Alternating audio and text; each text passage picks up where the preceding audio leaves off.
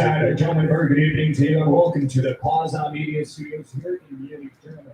Where tonight, WBA is proud to present the World Boxing Super Series Cruiserweight Tournament Final and in the World Championship Boxing. And now, ladies and gentlemen, with no further ado, hold on. first undercard bout. We scheduled for 8 2-minute rounds. Joining us first, the red corner, Kiss.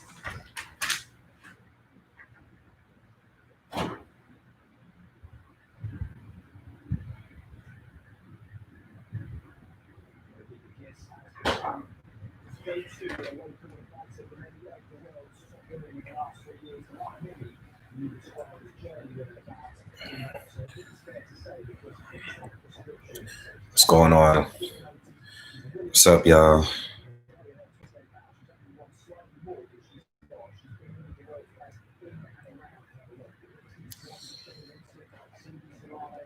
Oh, man. What's going on, everybody?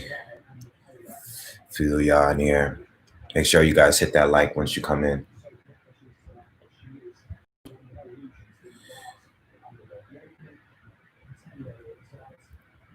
Wait for a few more people to get in. Great day of fights, absolutely. I wish I could cover the UFC card as well. What's going on, Deuce? Top Skull, Josh, Matas. Nah, I'm sorry, I'm not showing the fight. Just giving commentary, that's all. I'm biased, what's going on?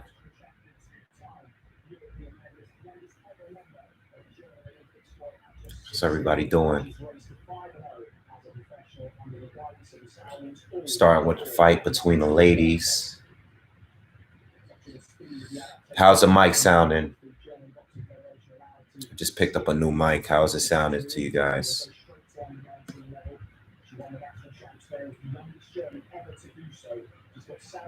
Cool, cool. All right. Oh, man. Get a couple pillows behind me. Gonna be sitting here with you guys for a while.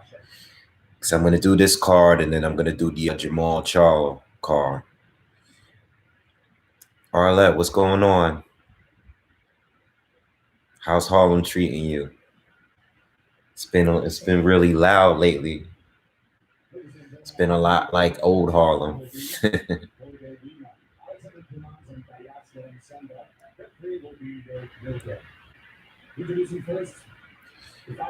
Yeah, the UFC fight is going to be, I think it's going to take away from some of this pay-per-view tonight between with the Charlo twins. Yeah.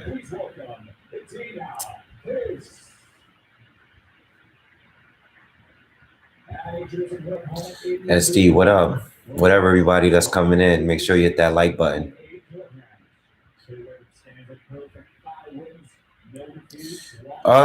Working a lot, man. Taking care of family. Working a lot. That's all.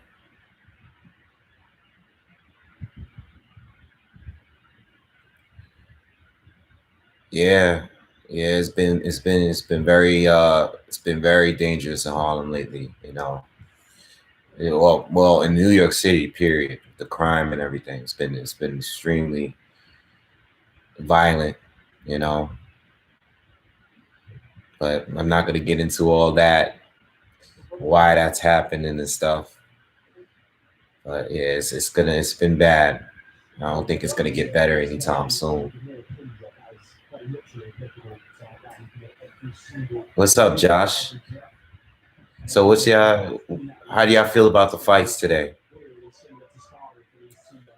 Who do you got winning today? Nah, they haven't undercard so far. Yeah, a lot of people are leaving New York. I know to watch Breedis and Dorticos is going to be on DAZN. I'm watching it right now. I think Sky Sports may be showing it as well. I'm not sure. But I had Breedis winning originally, but this past week I kind of changed my pick. I think Dorticos is gonna win. Gut feeling one of the Charlos loses. Yeah, it can happen. I mean, it happened before, you know. Breedis is your father? Okay. If that's true, good luck to your dad.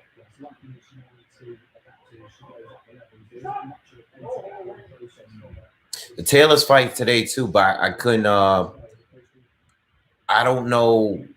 I'm not sure when that's coming on. I don't know if it happened already. I just didn't have the time to cover all three. You know, I thought this was a big one, just the two major ones today. I think the zone is $20 now monthly.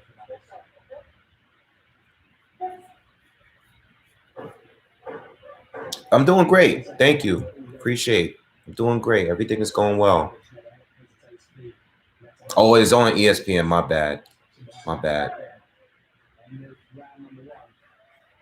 I think a lot of people were upset with my views on the Charlo fights. A lot of people think that Jamel has a very good chance of losing as well to Rosario. I think Charlo's going to beat him. And I think Charlo's actually going to stop him. A lot of people think Rosario is going to win that fight. You know.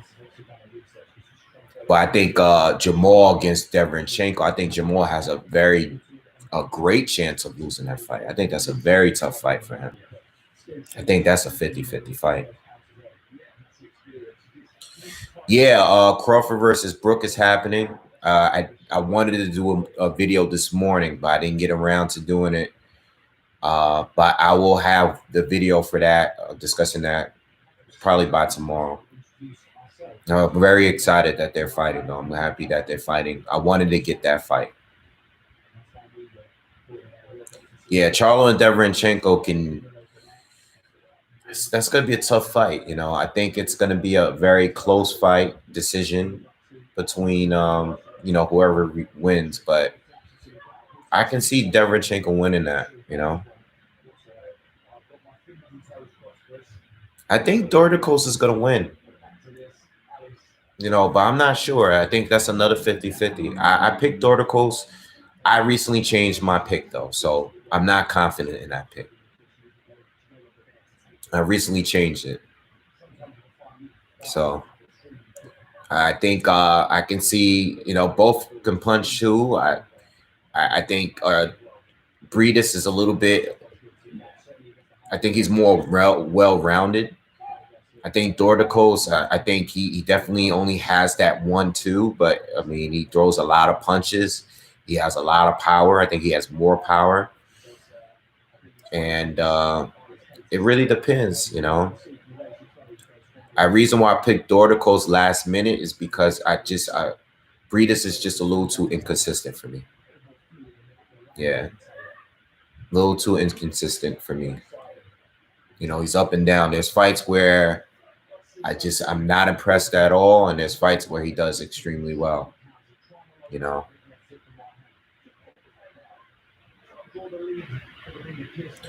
I have both Charlos winning. I think Jamel is going to stop Rosario at some point. And I think when it comes to Charlo Deverenchenko, I think that's a complete toss-up. But I'm giving it to Charlo by a controversial decision. That's my pick. Controversial. Split decision. Majority decision, one of those. So there's been talks of the World Boxing Super Series at heavyweight. Talking about it is cool. It's about who's going to actually join that thing. You know, because once you're in that tournament, you have to fight whoever is your opponent. I can't see too many of the top fighters joining that. I can't see Anthony Joshua joining that. I can't see Deontay Wilder or Tyson Fury joining that. You know. I can't see too many of the top guys doing it. Now, who I see joining that is, you know, a Hergovich. I can see, you know, Frank Sanchez, you know, maybe a Joseph Parker. You know, I can't see too many people joining that, man. I don't see too many top guys doing it. I don't see Povetkin doing it. You know, I don't see any of the current champions or any of the #1 ranked mandatory type of fighters doing it. I don't see Usyk doing it. You know, I don't see any of those guys doing it. It would be nice to see the tournament because maybe whoever wins the tournament will be in position to fight for a title. But I can't see the very top at the division actually joining that tournament. You know. What's up, Mini Max Boxing? What's going on, man? Keep up the great work. Great YouTube channel. Make sure you guys subscribe. Breedis does have a lot of power. You know, he knocked out Manuel Chara heavyweight. Luis Ortiz, even him, I don't know if he would join the tournament. You know, I don't know if Andy Ruiz would. I can't see these guys joining. Like, I can't see these guys doing it. I see Michael Hunter doing it. Oh, this is about to be a knockout. Oh, no, she's all right. She's lost her balance. I see Michael Hunter doing it. You know. Efe Jabba, I can see him doing it, but I don't think it would be a good idea for him to do it. Dubois should do it. Yeah, Dubois should do it. If he is to win his next fight, you know, he should do it.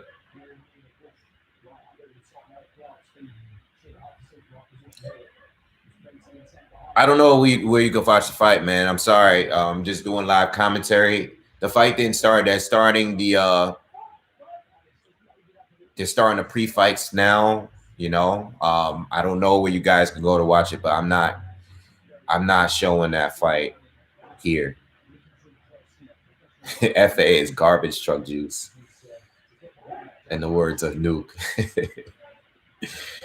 I'm watching it on DAZN. I'm a subscriber. I just paid $100 and paid for the year. I used to be one of the earlier subscribers where I paid like $9.99 a month or whatever. But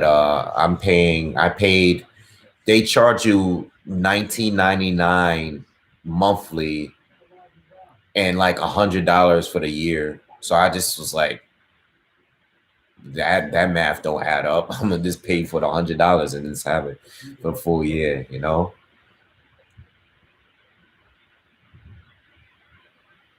Yeah, but FA Jabba didn't look good out of that on that last fight. The last few fights he hasn't really looked that impressive. You know, I think if he gets in there with another up and coming prospect, I think he's gonna get exposed at some point, man. You know, I want him to do well, but he doesn't look that good. Oh no. You're from Latvia. Shout out to anyone that's from Europe, from Latvia. I see there's a lot of Breedis supporters here.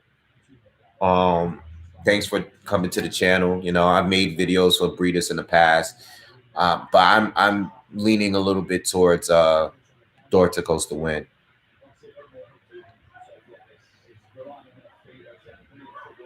Yeah, I always wanted to see Inoue fight. I wanted to see him fight Luis Neri.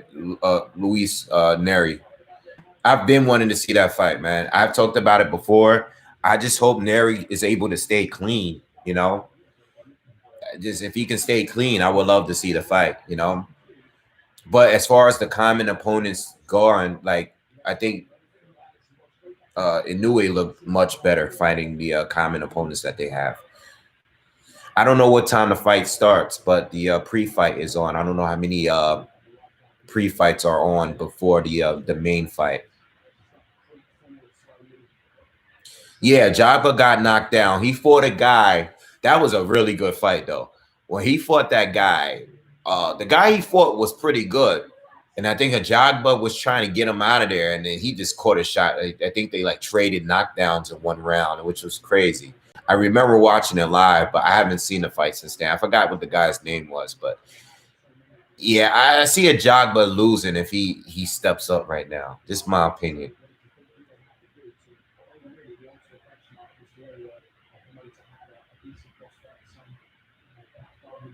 Yeah.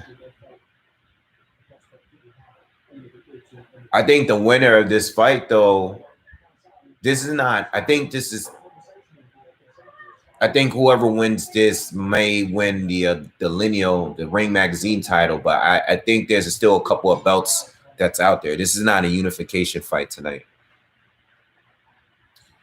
Yeah, Jabba needs footwork, but he needs defense. He needs more of a punch selection instead of just throwing a 1-2. He needs more. He needs a lot of things, but he's 26. So I think he still can work on some things if he finds the right trainer. Yeah, Makabu fight would be a good fight with the winner. That would be a good fight. That would be a good fight. How many fights are there tonight? Now I don't know about the Josh Taylor card because I'm not going to be able to get to that one. But after this, there's a pay-per-view at 7 p.m. Eastern with the Charlo twins. And that actually has a good undercard. So I'll be doing live commentary for both cards. I'm pretty much going to be here all day with you guys. You know, I might take a little breaks, walk away from the camera a little bit. But make sure you guys hit that like as well when you join in. So I started to do I see you guys just asked me about Pacquiao McGregor. I just actually recorded the Mike Tyson, Roy Jones video. And I'm also doing one on Mayweather against Logan Paul. And I'm also going to do one on Manny Pacquiao and Conor McGregor. Okay. When it comes to Pacquiao and McGregor,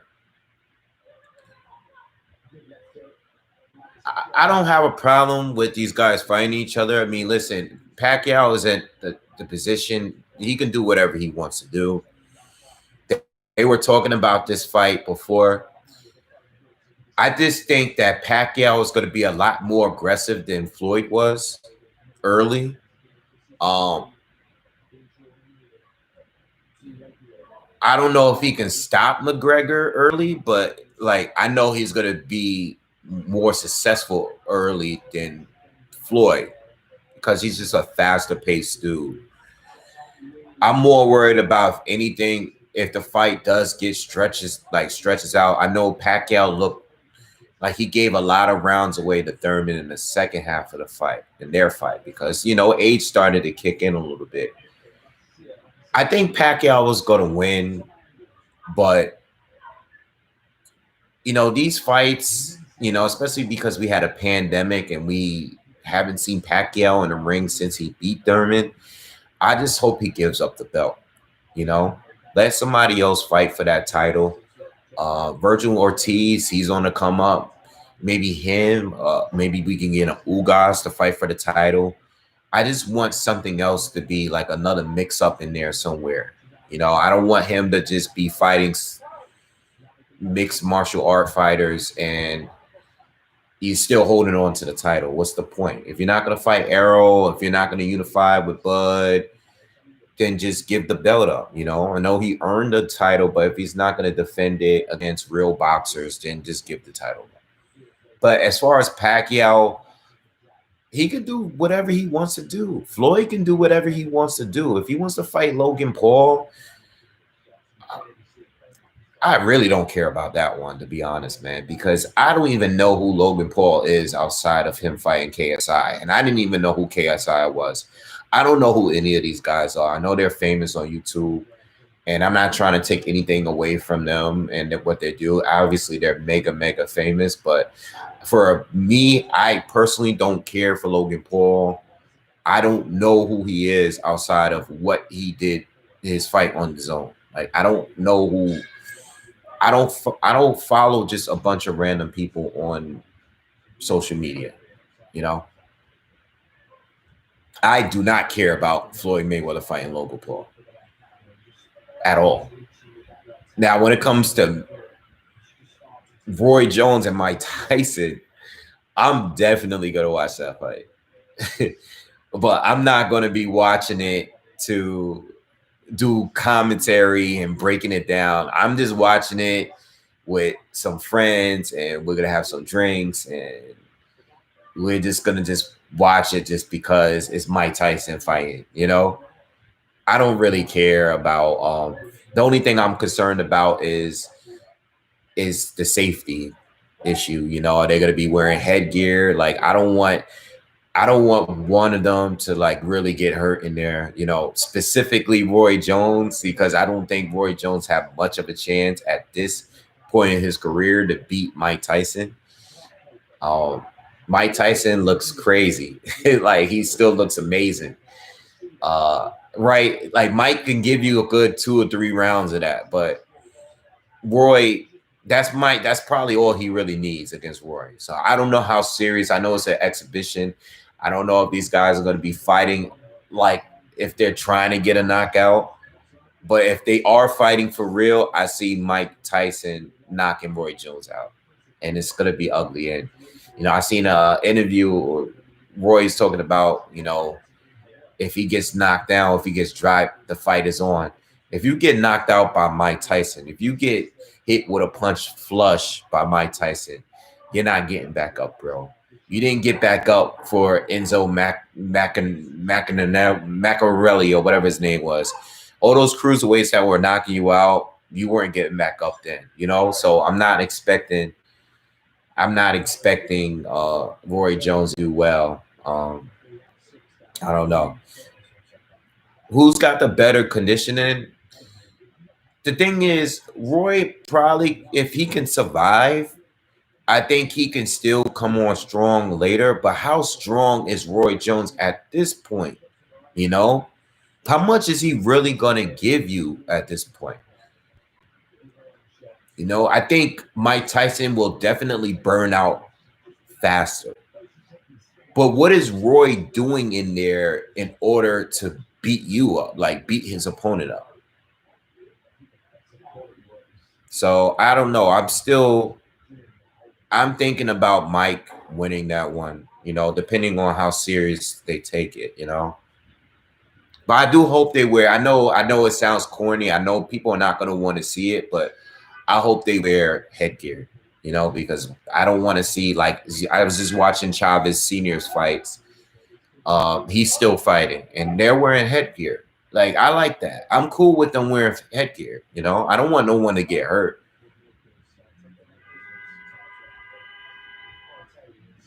That's my whole point. He got knocked out by Tarver. He got knocked out by a whole lot of other people after Tarver. You know, it's if they fight, I'm gonna watch it, but it's gonna be for fun. It's not gonna be like I'm not giving you no real. I did the video already. I'm not giving you no real breakdown. Like it's just a fun fight between two legends. Mike Tyson is my favorite fighter of all time. And Roy Jones is my second favorite fighter of all time. That's my number 1 and 2. But I don't want to. I wasn't planning on seeing them fight in 2020. Like, you know, at this point, Mike hasn't fought in 15 years, and Roy has fought, but he's gotten beaten up a lot. You know. Yeah, Glenn Johnson knocked him out.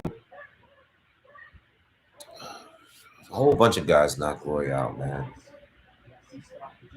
I think he took a big hit on his legacy because of taking all those L's like that, you know. And Mike lost a lot too, but Mike is Mike is a celebrity. He's a global icon. It's different with him. You know, it's like he's a global icon. It's different. When you think of boxing, you think of Mike Tyson.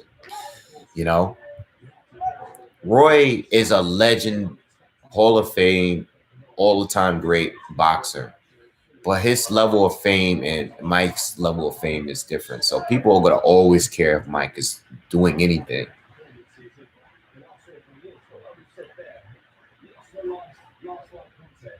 Thank you. Yeah, make sure you hit that like. It's over 100 people.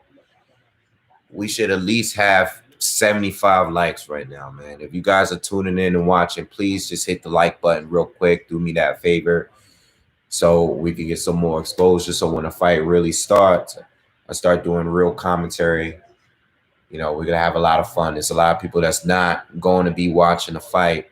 They don't have access to the fight. So I'm going to give you punch by punch by punch commentary when it starts. All right.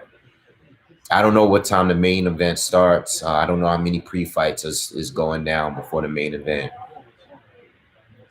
All right. I see here, based on the text of the comments, there's a lot of people from different parts of the world watching this, you know. So D-Style, what's up, brother? I saw your comment the other thing. Thanks for the donation, man. I hope all is well with you. That's my guy, D-Style Boxing. Make sure you subscribe to his channel. Old school YouTube channel. He was on here before I was, so very, very old school YouTuber. Yeah, I know y'all here for the free live stream. I'm not going to be showing the fight. I'm just going to give you commentary. Not everybody wants me to show it. A lot of people just want to hear me talk about it. A lot of people just want to hear me, you know, just talk about it. Make sure you guys hit that like button, man.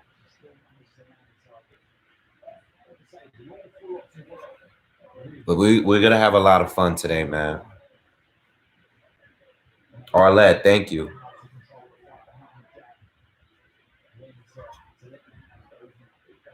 Yeah, there are a lot of Facebook. You know, I'm not on Facebook.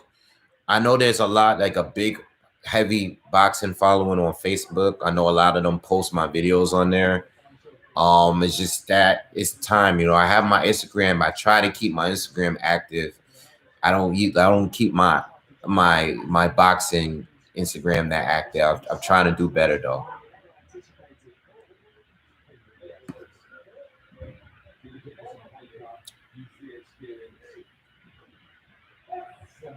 Oh man. Yeah, I don't show the fights anymore because I got shut down before for showing some of the which fight was that? Oh man. I showed a fight before. I think I was at my uncle's and I was showing a little bit on my phone, and then YouTube banned me for like 3 months. So I'm not doing that. I don't know when the main fight will start. All right, so let's talk about some other fights. How do you guys feel about Errol Spence fighting Danny Garcia? How do you feel about the fight? Who's going to win? How they're going to win? Do you think this car accident is going to affect Errol? What do you guys think?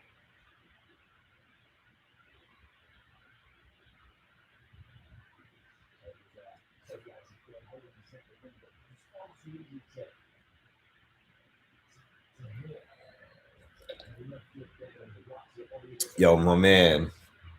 Good luck, Jason. Good luck. That's my brother right there.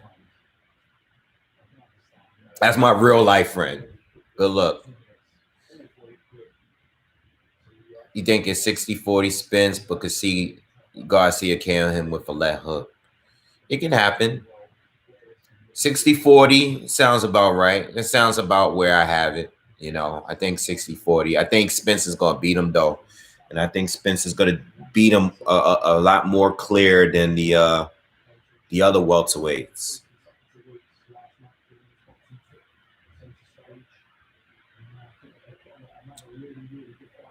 Errol should beat Danny. Unanimous decision. Yeah, I think it's going to be UD. The car accident and the shot he got from Porter. Donnie, much love. Thank you. I think Spence is going to be all right, man. I think Spence is gonna be all right. I think he's all right, man. I think he's just fine. I know people that know him. I think Spence is gonna just be fine. But we'll know the night of the fight. And if anybody can check him, if you catch a left hook by Danny, he can definitely hurt you, and that's pre or post car accident. So we'll see. But I think Spence is gonna beat him, and I think it's gonna be pretty clear. Yeah, I think Spence is. I think Pigeon. I agree with you. I think Spence is all right, man. I think he's good.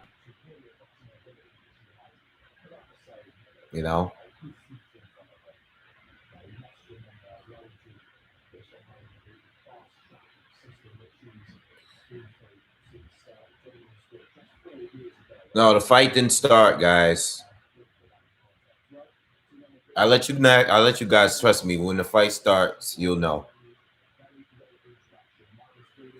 What do y'all think? What do I think of Ryan Garcia? I think he's good. If he actually fights, what's his name? Can't think of his name right now. Luke Campbell. I think Luke Campbell's gonna win. I think Luke Campbell is gonna beat Ryan Garcia. Yeah. I think Ryan is good. He has a lot of power. He has good hand speed, but I think Luke is going to win that fight. And I'm actually surprised that they're letting Ryan step up that quickly. I know he's internet famous and everything, but I think Luke has a good chance of beating him. I'm leaning more towards Luke and winning that.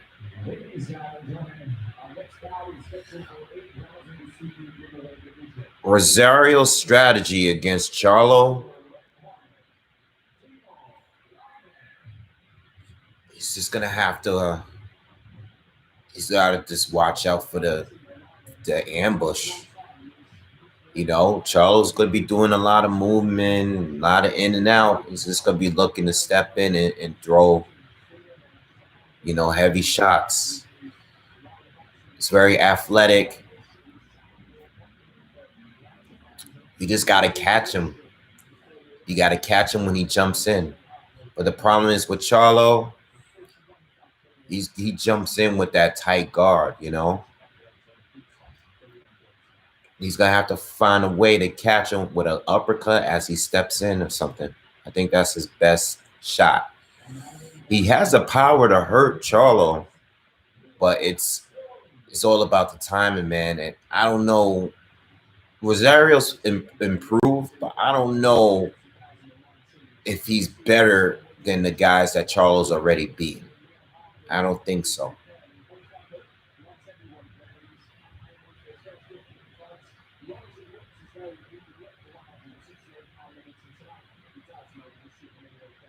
Yeah, no, both of these fights are very big. That's why I'm definitely paying for the pay-per-view tonight, because these are really big fights tonight. Really, really good quality fights. You got a fight where it's a unification. You got 3 belts and a ring magazine belt involved.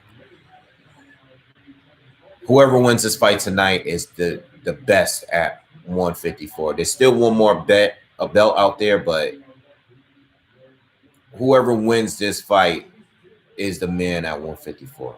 No argument.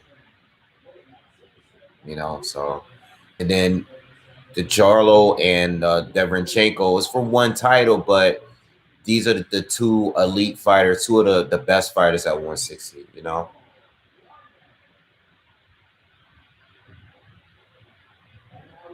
Yeah, I'm waiting for Garcia to have his first fight at heavyweight. I think he's big enough to be there. But I don't know if he can beat the top guys at the very top. When he comes to the top 10 at heavyweight, I'm not too sure, I know Usyk is going to be fighting Chisora next month. I think Garcia fighting Chisora. Chisora is a good test for anyone that's moving up. You know, so I'm not saying Garcia should fight Chisora, but Garcia should be fighting a similar like experience and position at heavyweight, you know, on his first fight.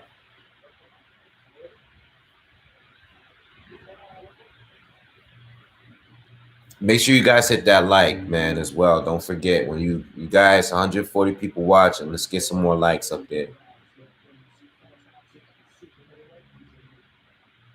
I think Usyk is gonna beat Chisora, but I can see Chisora knocking him out, man. I can see him catching him with something that's gonna hurt him. Chisora is a great test because you can get knocked out if you're not careful, man. He's gonna throw bombs, but I mean, I got Usyk winning. It's just, how is Usyk gonna win? You know, if Usyk is to stop Chisora, that would be very impressive. It's not like he's the first to do it, but it'll be impressive if he does it. Chisora definitely has it. Who thinks this is a mismatch? This is not a mismatch. This is a real fight. Chisora versus Usyk is a real fight to me. It's a real fight.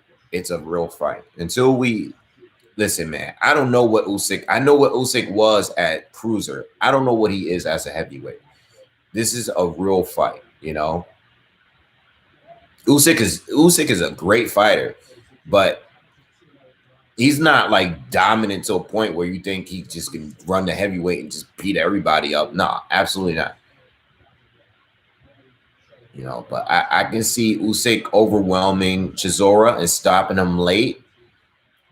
Or I can see Chisora catching him with a big shot somewhere in there early and just because, you know, Chisora is going to load up on everything. You know, he's going to load up. He's been loading up a lot lately in his most recent fights, you know.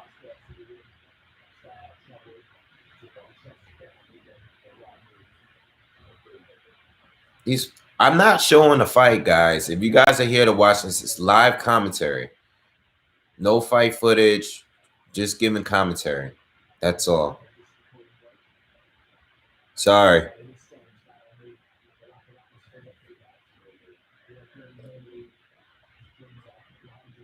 Nah. Michael Hunter gave Usyk a good fight too. Breidis gave him the best fight, but Michael Hunter gave him a very good fight too. That was a very competitive fight. I don't know if you guys seen that fight, but that was also a very close fight. I'm not interested in seeing Fury versus Wilder 3. Nah. They have to do it, but I'm over it. Like I'm you know, I'm all like, I want to see other fights now. Like, I want to see Joshua in the mix. Like I want to see other fights at this point.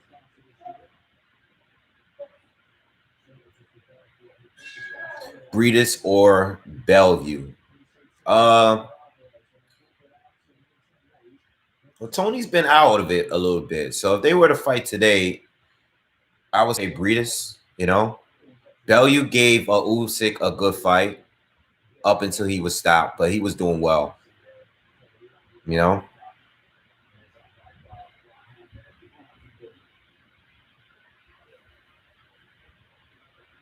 I'm kind of over Wilder, to be honest. I mean, a lot of people are, you know, because he lost, and a lot of people didn't think he was as good as the way they made him out to be, you know. And I think after he lost the way he did, I think people was just kind of like, all right, you know, on to the next.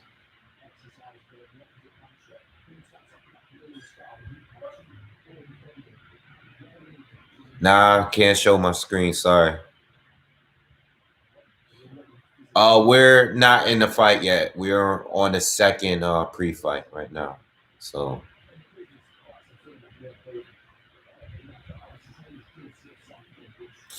to be honest, I picked Dorticos, but I think Briedis is probably the better boxer.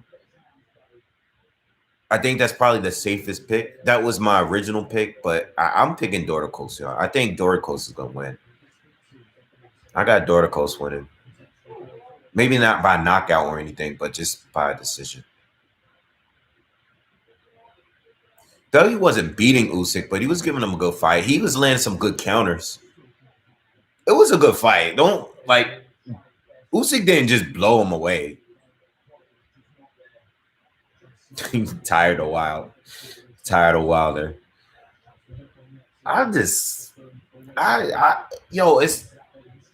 It's his fans, man. I think the fans be going crazy sometimes. Like they was making it seem like he was walking on water, and they was comparing him to like the all-time greats as far as title defenses. That was what was blowing my mind. But you know, that's how they hype fighters. They do it with everyone. I mean, even with Triple G and Triple G is a great fighter, but even the way they were doing it with him and his title defenses, they were making it seem like his defenses were all like 19, he had like 19, 20 defenses, but they weren't major title defenses, you know. I didn't like how they did that. But they every network, every promoter is gonna hype their fighter. It is what it is.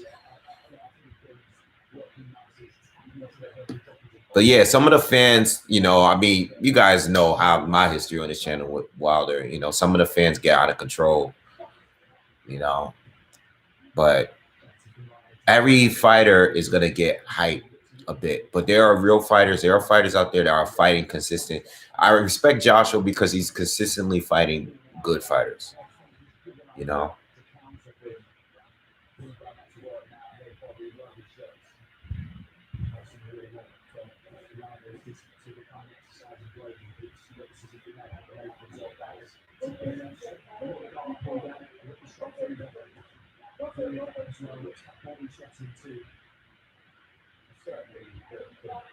Who do you guys think is the best at 135? Oh, who do you think is going to win between Loma and Teofimo Lopez? Thanks, Nick. Loma by decision. Lomachenko, Loma.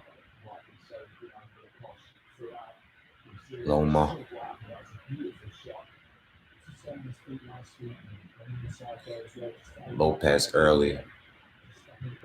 Lopez early and Loma late would be a good bet. Yeah, a lot of people didn't like that video I did about Teofimo Lopez having a shot of winning this fight. I think with my thought process when I made that video was to make people believe that he has a shot. I think people took it as you know, I said a comment. Thank you for the donation. I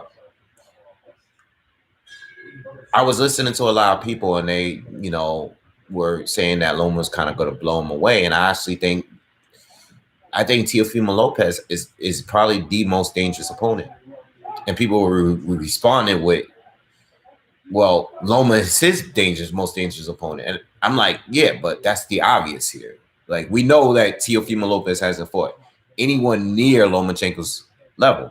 I understand that, but Loma, who's fought better fighters, I still believe that Teofimo Lopez is probably the most dangerous because of his size, because of his power. He's a good counterpuncher. He has fast hands. He's bigger, and you know he can KO you with one shot. You know, I think Teo is very dangerous, man, and I think his chances of winning is better than all the other guys at 135.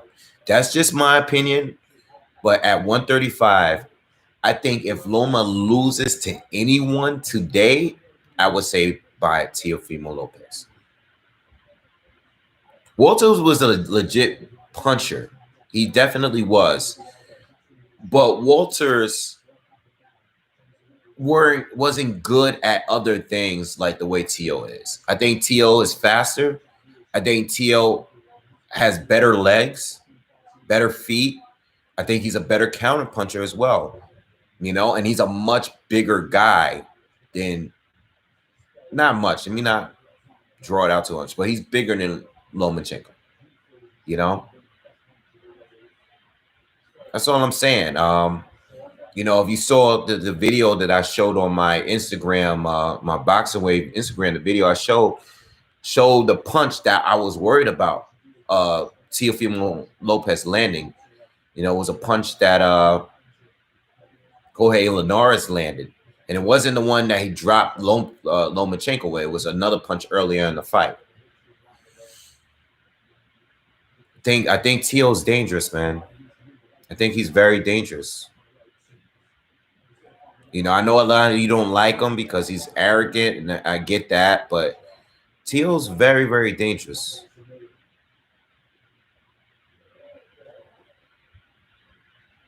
Walters was listen. A lot of people that Lomachenko fought was legit. You know, Linares was legit. Linares is still legit at 135 in my opinion. I know he got knocked out when he moved up to 140, but Linares is still hanging around. You know, I like to see the Devin Haney fight. I want to see what Devin Haney can do. But Teo, you know, Teo is dangerous, man. Russell Jr. Yep, Russell Jr. was legit. Russell Jr. was a good fight.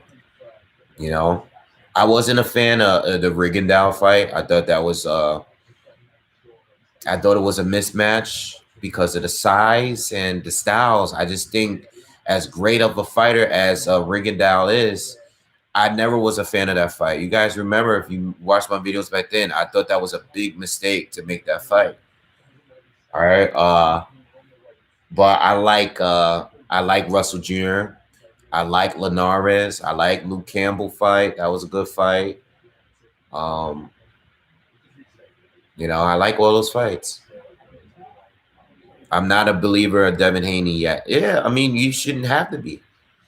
You know, I want to still see a lot. He's moving I don't want to say he's not moving slow, but he doesn't have that name yet on his resume. He doesn't. You know, he doesn't have it yet. So I'm still kind of waiting.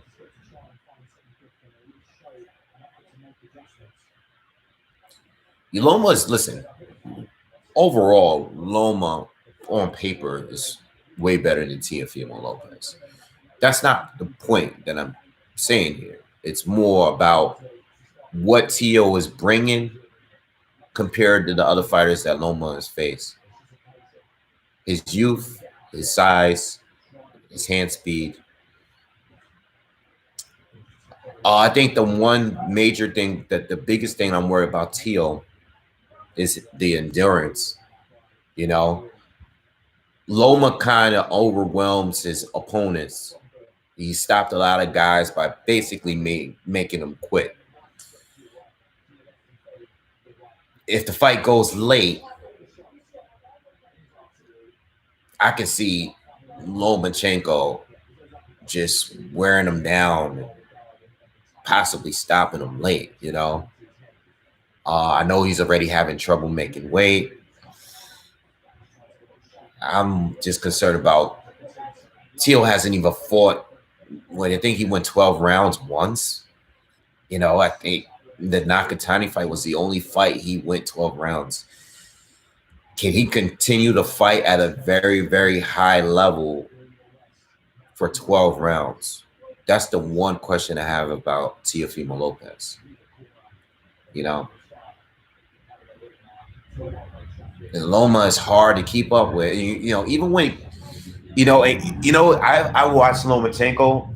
Even when he's getting a little tired, you can't really tell because he'll just still keep the pressure up. But you can tell when he takes breaks. If you watch closely, he takes breaks, but you know, his endurance is crazy, you know. And it's great that he doesn't sit down on his punches like that. He mixes his power punches. You know, he's not just trying to load up on stuff.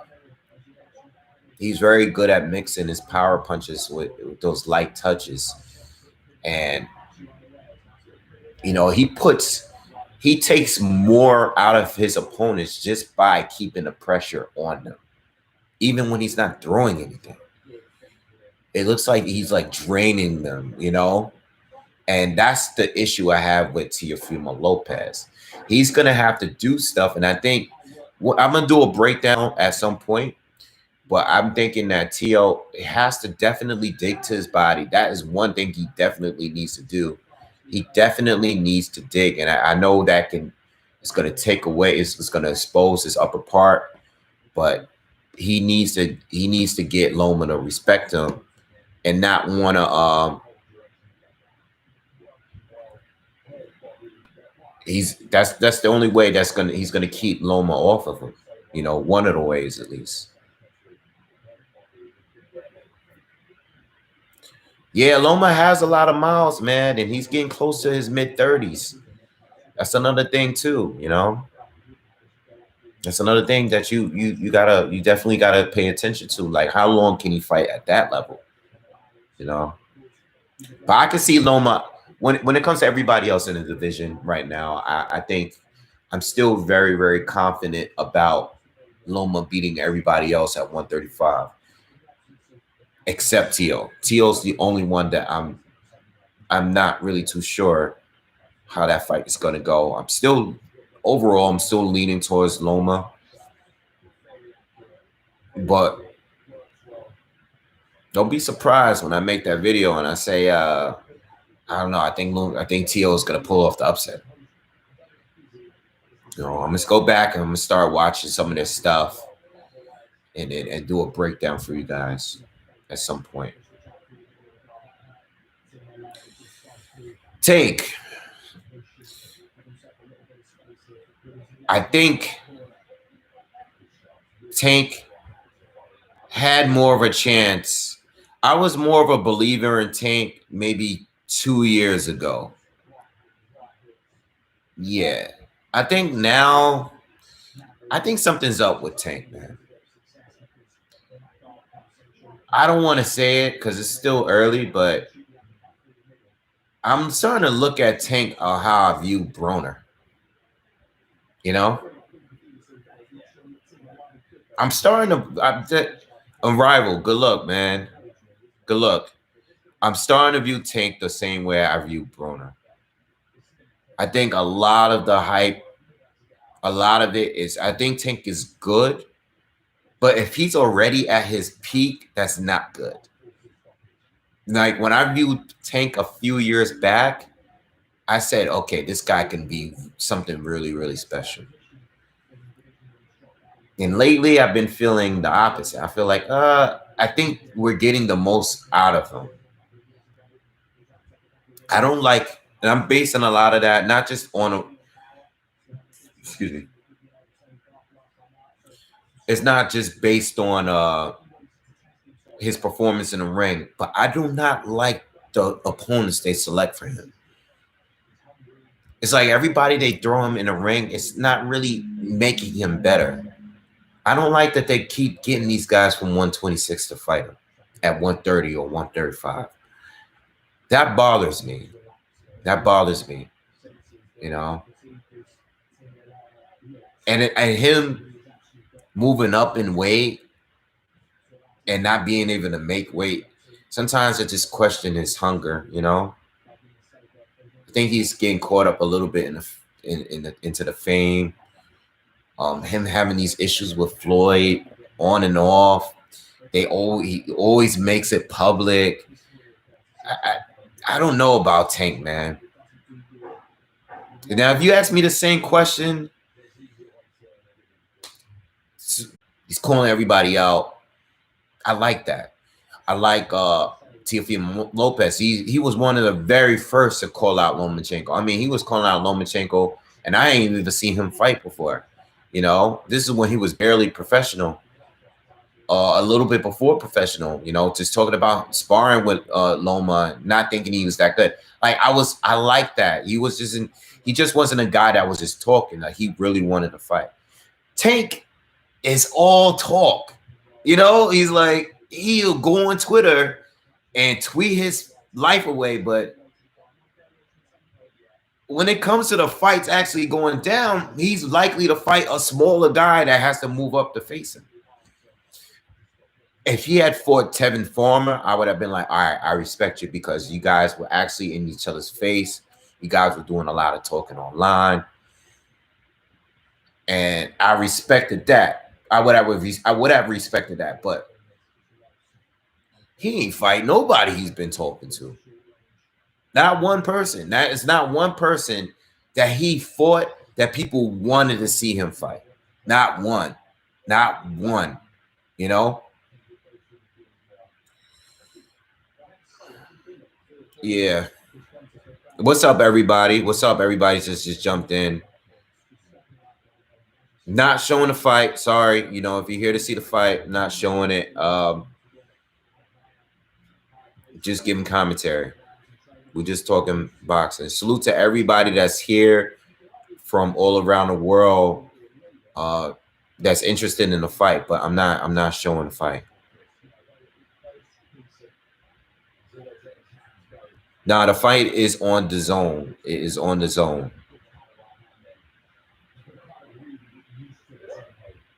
Tio has a puncher's chance. Yeah. Yeah, Tio has a puncher's chance.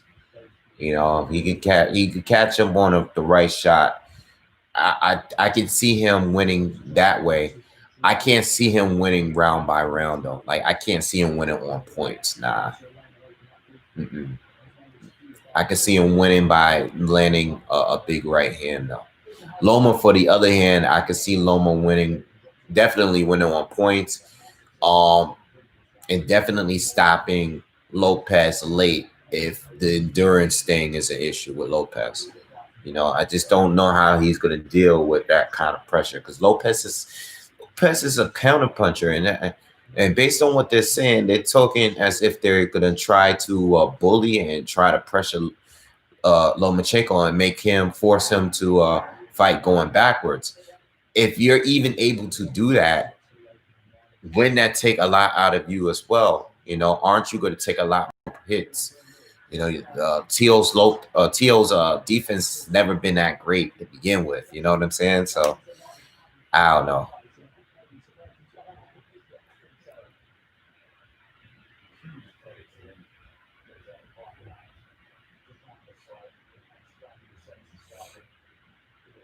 Yeah, I mean, Tio talks a lot. He does his backflips.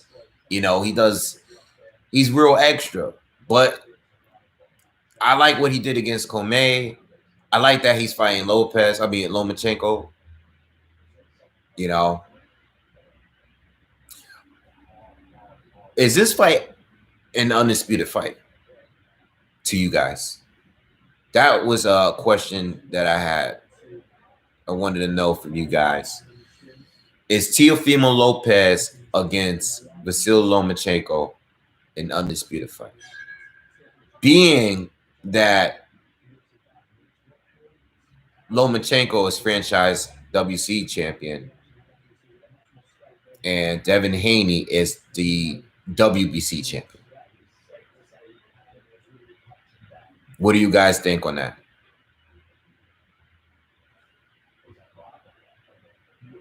The reason why I'm asking is because the argument that you can make is that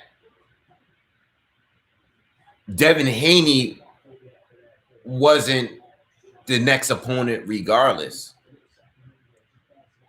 You know? The next opponent was supposed to be the winner of Comey and Teofimo Lopez to begin with. Devin Haney wasn't going to be the next opponent. You know, but the other argument is why become franchise and give up the title, basically. If you're WBC champion, just remain the full WBC champion. Why go franchise and give up full WBC champion? What do you guys think? Let me read some of the comments you guys got here. Yes. Yes. Showbiz said yes. I didn't see Showbiz's video on this, but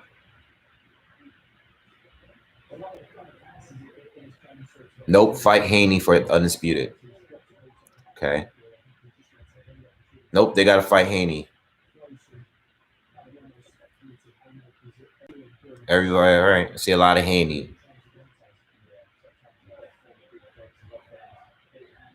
He ducked Haney.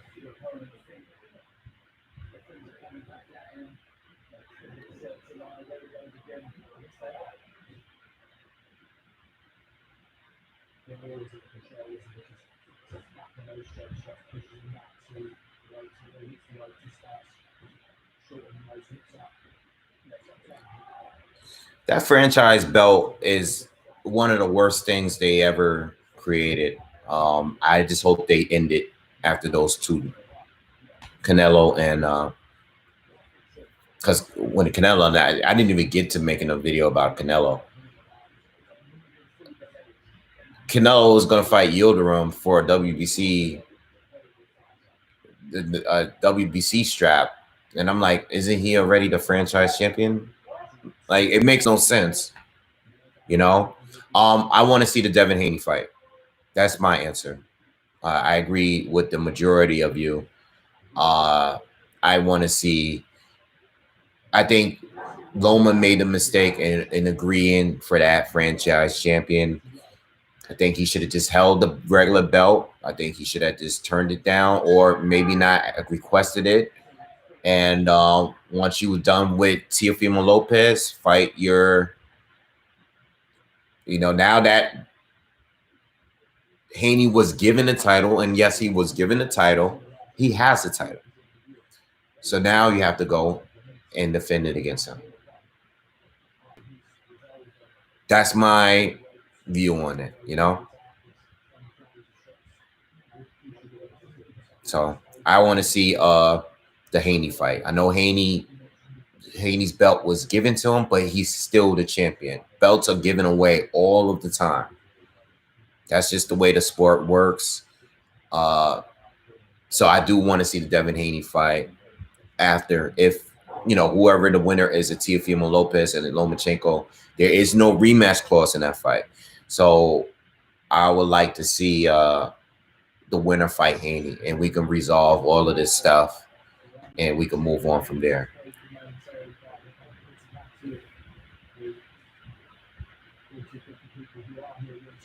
Calls out for Shakur Stevenson, but for what?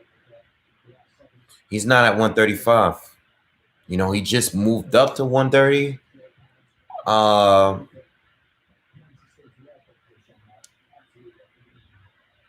I don't think Shakur should fight Burchelt at 130. I don't know who he is going to really fight, and I don't know if he's willing to move up to 135 right now, but I think it's too soon for him to fight Burchelt. Just my opinion. I think he needs to,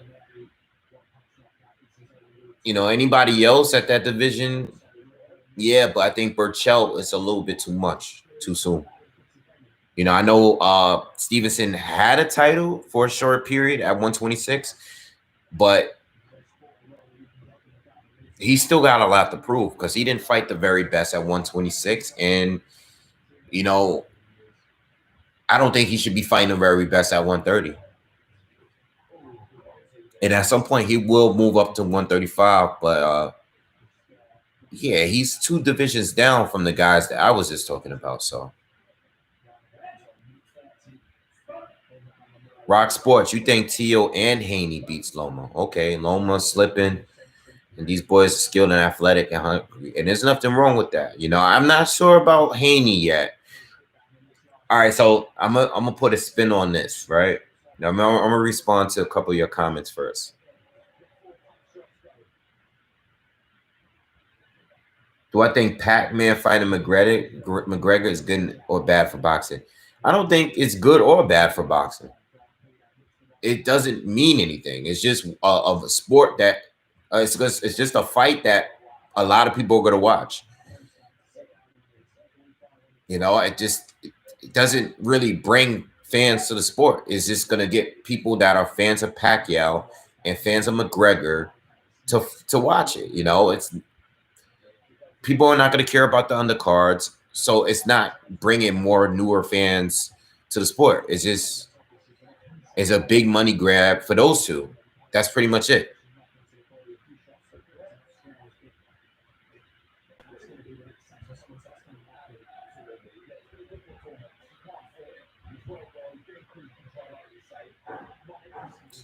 I don't know why Shakur moved up to 126, to be honest. I don't know exactly why he did.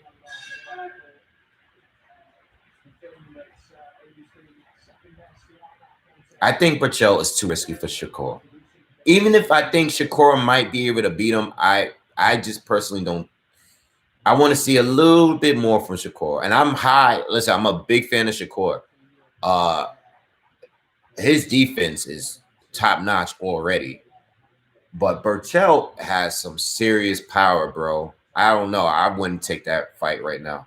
Burchell will probably beat the majority of these guys at 135 right now. Like right now, you know, if he moves up to 135, which is possible, that would make the division even more interesting. I don't know what time their ring walk is because they are having pre-fights right now. All right, so this is my view on Burchell is going to destroy Oscar Valdez. He's going to destroy. My opinion on Loma, Tio, and Haney. I see Tio maybe having the best chance of beating Loma, but I also feel that Haney can beat Tio. I think Haney can beat Tio and Ryan, but I think if anybody's going to beat Loma, it's going to be Tio by knockout. Devin, I can't see him being Loma right now. I see him being Loma in a couple of years, but not right now. Maybe not a couple of years. Maybe in a year. I don't know. I don't see him beating him today. It's just weird. That's the way I see it. I like Tio. I have Ryan below the three of them, though, right now. And I think Luke Campbell is going to beat Ryan. I think Ryan needs a little bit more time. I need a little bit more from him.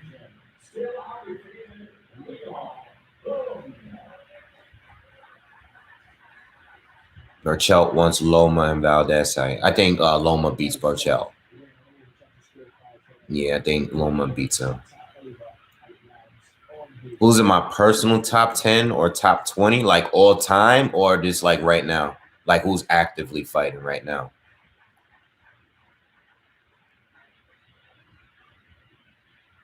Of all time,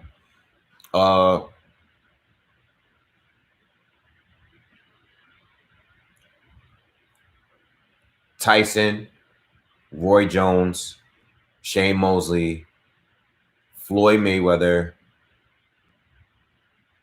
Miguel Cotto, Pernell Whitaker,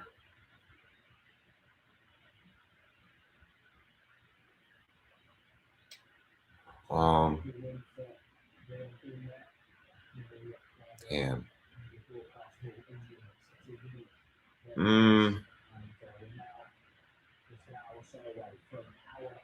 Manny Pacquiao. I can't think of everybody else right now. Andre Ward is actually one of my favorite fighters too. I'm probably throwing him in there.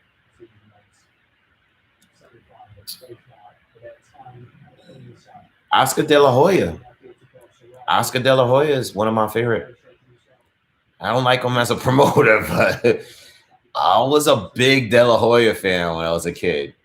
Yeah. I would not miss his fights. Hold on, I gotta take this call, guys. Give me a second. Yeah. Hello? Hello?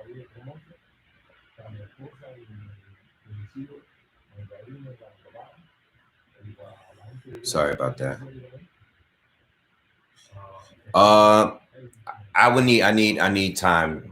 I'm gonna do a video one day and just like give you like a whole top 20 list of my favorite fighters. But off the top of the head, I can't right now. All right, let me see what you guys are writing. Is the difference between Mayweather and McGregor fight though? Because Pacquiao got a belt. Yeah, I just want Pacquiao to give the belt up, man. That's all. You know, just don't hold the belt hostage and you're like fighting like MMA guys, you know, especially because we haven't seen you fight since like last summer already. And then we had a pandemic and then you come back and fight McGregor. And it's like, you're going to fight McGregor like next year sometime. If you fight McGregor next year, it's like, yo, give the belt up. Let somebody else fight for the belt, you know?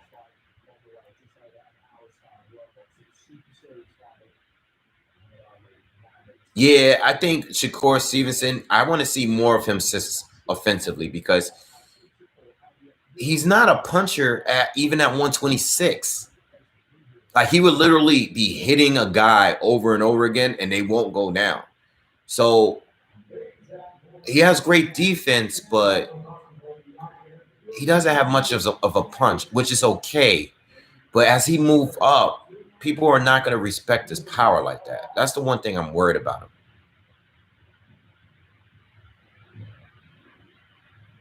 Yeah, I feel bad for Valdez too because I remember when Valdez was fighting guys like Chris Avalos and I don't know which fight it was, but at some point he just started having wars, man, and he just doesn't have any defense anymore. I think Haney would beat Ryan convincingly. I agree. You don't think anyone at 135 can beat Loma? I think Berchel Shakur series have the best chance of beating Loma.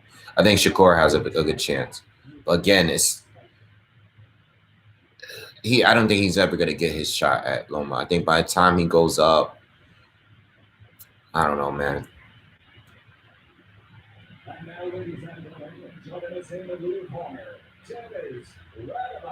What do I think of Blair the Fair Cobb?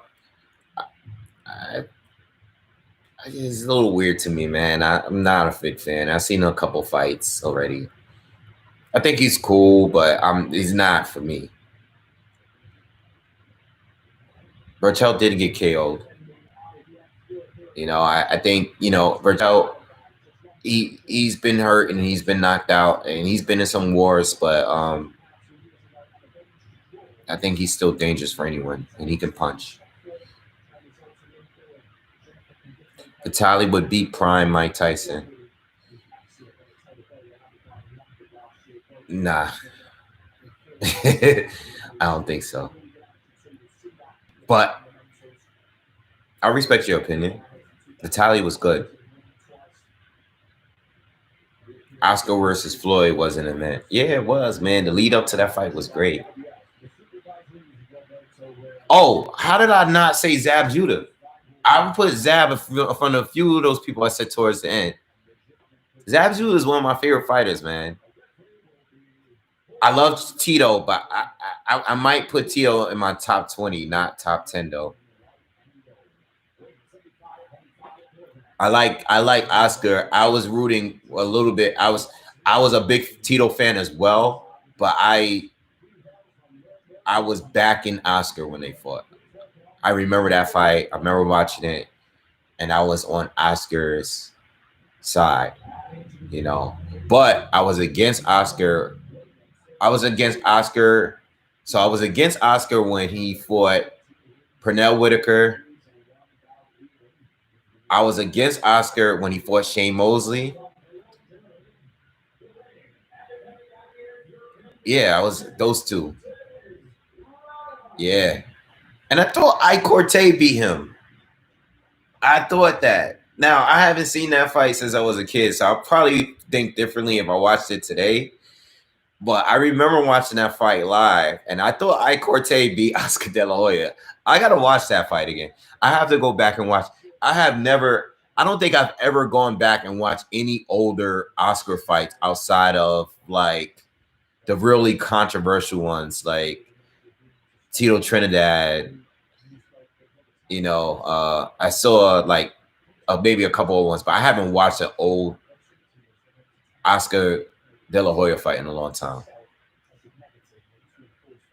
Bernard Hopkins, it was good, but his fights were boring. They were, yeah.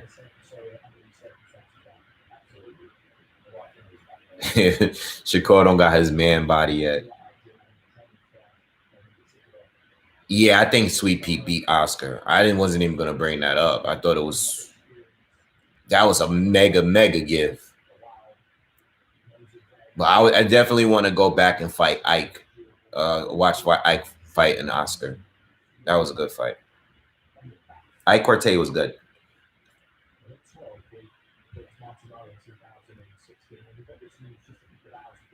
They didn't fight yet. They're having a pre-fights, guys. We're on the third pre-fight.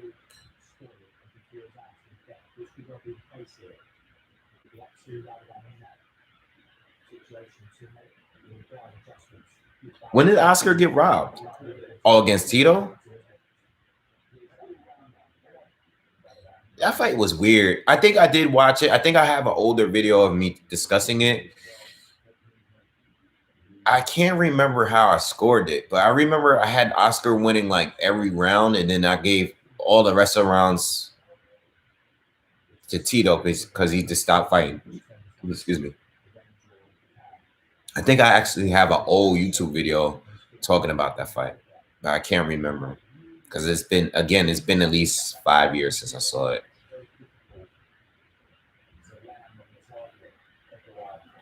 Felix Sturm. Yes, I forgot about that. Felix Sturm definitely beat Oscar De La Hoya. Definitely. I mean, man, like they were trying to set up that middleweight fight. They already had it in the bag. They wasn't trying to give Oscar no L. But Felix Sturm definitely beat Oscar. And it was pretty clear. That was a robbery. That was a legit robbery. That wasn't like a debatable. That wasn't a gift. That was a robbery.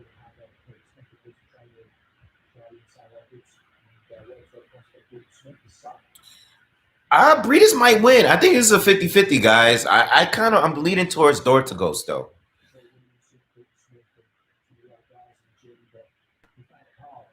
What's up, everyone from Latvia? A lot of Latvia viewers here.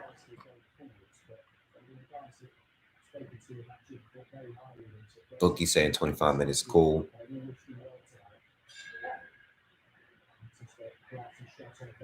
Fight didn't start yet, guys.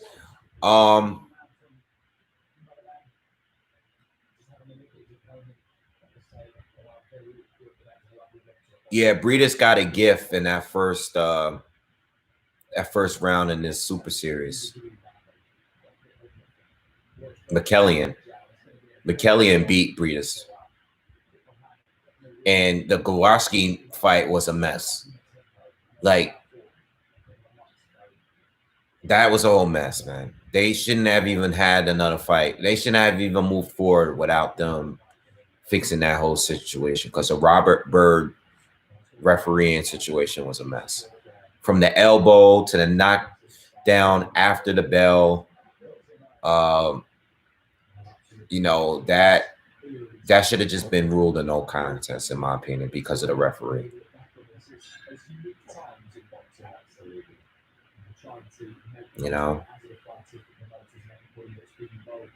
Yeah, I think the World Boxing Super Series tournament is the most prestigious prize right now. I think it's bigger than the belts. Unless you're undisputed, I like just having a single belt is not as big as winning this tournament, in my opinion. Yeah, if you can't hear the bell, you shouldn't be refereeing. And Robert Byrd is much respect to him, no disrespect. He's a great ref, but that night he was just totally off. I don't know what the hell was going on, you know?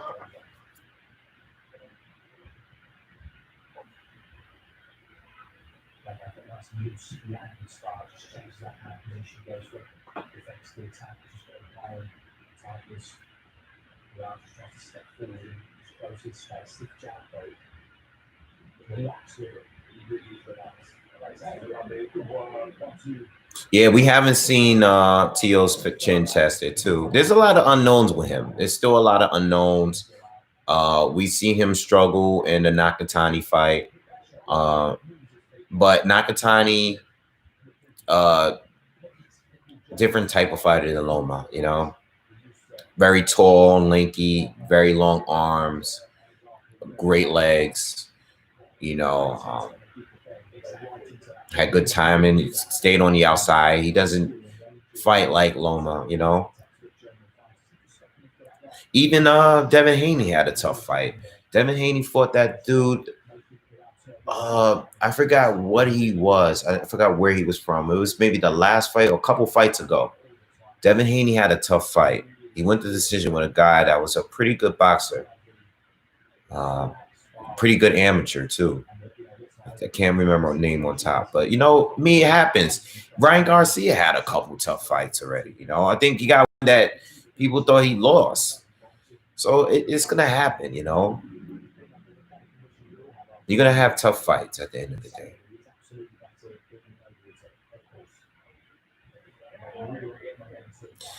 Yeah, I wish 147 is for, listen, the tourney is great. The tournament is great, but they're not always great. 168, last time they had it, wasn't that great. There was a lot of people that was not in that tournament, you know. I wish 175 had a tournament.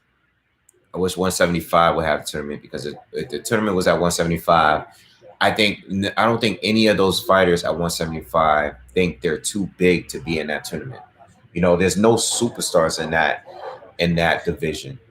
So I think 175 would be great. I mean, I'm not including Canelo because Canelo's kind of all over the place. Canelo could fight as low as 160. He could fight at 168, where he's currently at. He's gone up to 175 to fight Kovalev. But I'm talking about the legit like heavyweights. I think everyone would join that league. I would love to see Better BF in there, Joe Smith Jr. in there. Who else is there at 175? You got who else is there? You got a few people there. Can't think of them right now. But I think at 175 they should have the tournament.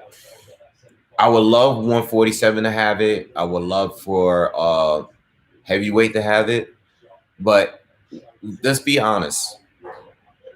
People are not going to join the tournament at 147.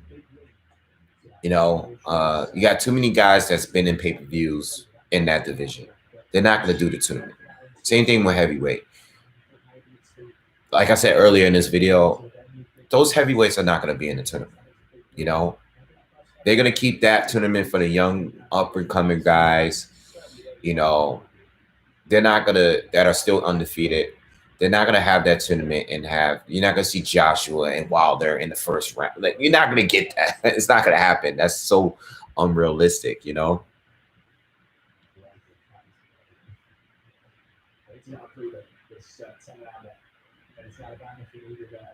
$154 is doing a good job and letting the best guys fight. 154, they've always been that way though. And I said this in the video the other day.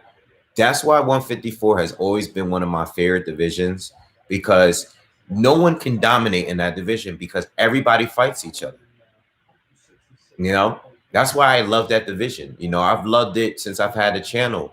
You know, even when Canelo was down there, Canelo was fighting better fighters, you know, dangerous fighters. You know, I never thought Canelo would fight Lara up to that point. I never thought he would do it. Even when Lara went up there and called him out to his face, I still didn't think Canelo would do it. And I give him, to this day, I still give Canelo a lot of credit. Regardless of how I think the fight would, you know, went and everything, I give Canelo a lot of credit for fighting guys like an Austin Trout, like an Irsan Lara.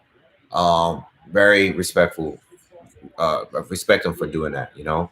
But 154 now, Charlos, J Rock, Hurd, you know, Rosario, all these guys staying in the mix. Tony Harrison, you know, all these guys fighting each other is why people have losses. No one's gonna go undefeated there because it's just too much competition there, and they all actually fight each other, you know. Oh, I forgot about Haney breaking his hand. You're right. I forgot about that, man. Right. Robert Bird has Bivol, Barrera. Yeah, two guys I want to. I was thinking Bivol in my head, but I couldn't remember his name. But yeah, I was thinking of Bivol. I'm gonna watch the pay-per-view here. I'm gonna order it and I'm gonna go on live. I'm gonna be on live pretty much all night. So just tune in. I'll get on and off the stream a little bit, but I will be here all day with you guys talking boxing like I used to do.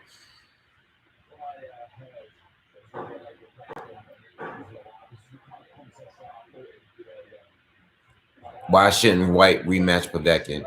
He should rematch Povetkin. I just said that in the video that I did. I'm not showing the fight. I'm just doing commentary. Yeah, no, I think Dillian White should fight Alexander Povetkin immediately.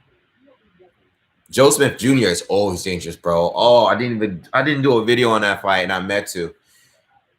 Joe Smith Jr. is always going to be dangerous, bro. He is very aggressive, got crazy power. I would love to see him fight Peteria. I would love to see that fight. He's always going to be dangerous, man.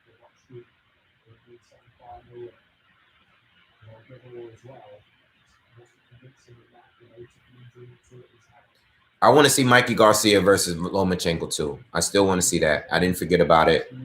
I still want to see that fight.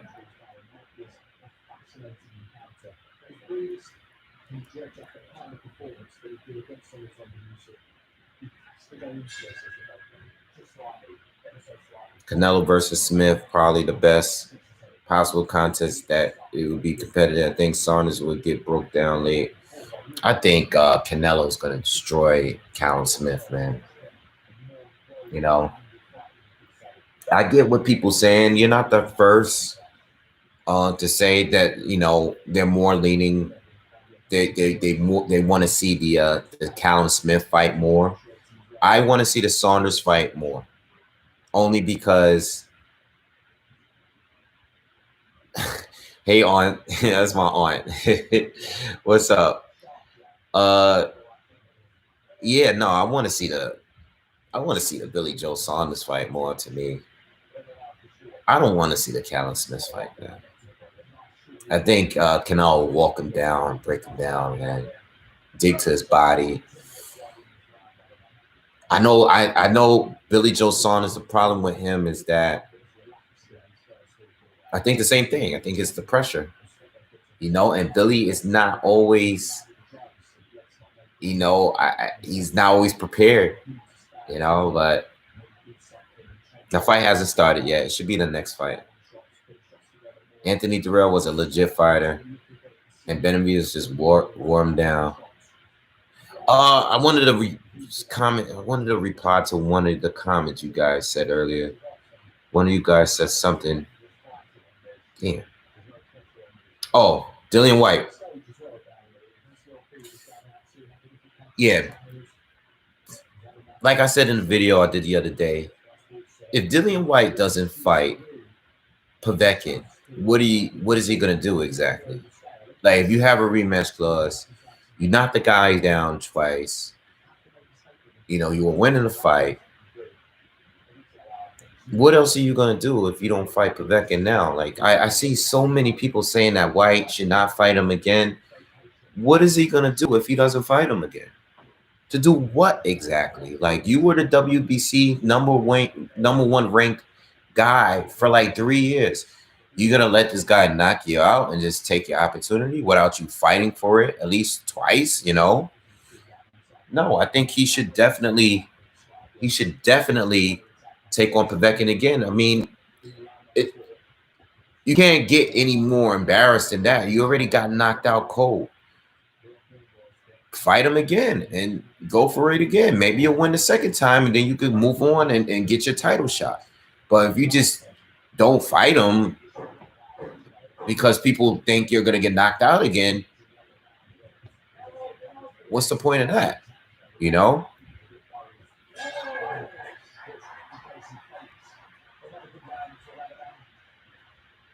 Nate Robinson against Jake Paul, man, I don't know, man. I'm not gonna even watch that. I don't watch those fights, man. I'm not into these celebrity fights. I'm not even watching the Logan Paul Mayweather one. I didn't watch when Mayweather fought the Japanese dude because they said that the guy wasn't able to kick, and he's a kicker. What's the point? Like, I watched it like the next day when I found out they fought, but I'm not watching these ridiculous fights. This is a joke. Like Nate Robinson and Jake Paul. I'm not watching that. Saunders did duck Andre. Callum Smith did lose to John Ryder, in my opinion. I think Billy Joe Saunders would give Canelo a few good rounds, but Canelo is great at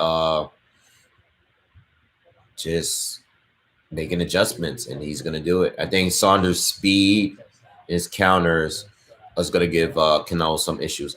I don't see Callum Smith really having anything to counter Canelo, like besides him being tall and big. So what? You know, I don't really see, at least with Saunders, I could say, you know, he's slick. He moves. He has great legs. He's very quick. He's a great counterpuncher. With Callum Smith, what exactly is there to say that he has over Canelo? I have no idea. I don't know. I mean, let me know what you guys feel about that. I think Canelo is going to destroy Callum Smith. You know, I would rather see Plant before Smith. Smith is good, just not for Canelo, in my opinion. That's just the way I see it. Saunders ain't got no pop. That's fair. You know, I think the first 6 rounds against Saunders would be very, very interesting. Same thing with Plant. But after that, I see Canelo, you know, once these guys tire down, that's when Canelo's going to take over. Smith is, I don't know. I don't want to keep talking about Callum Smith because it's going to start sounding like I hate him. I just don't think he's that good, you know. I know he beat George Groves. I know he stopped him. He's a big guy, and he's going to beat people. But Canelo's a different breed, and I don't think Callum would stand much of a, especially after that John Ryder fight.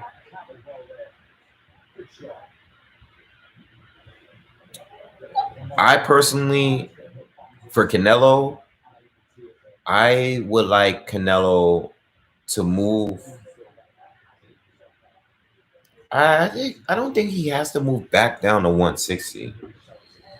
I want to see the Charlo fight or the Andre fight, but it's not like he has to move back down to 160 for those, you know?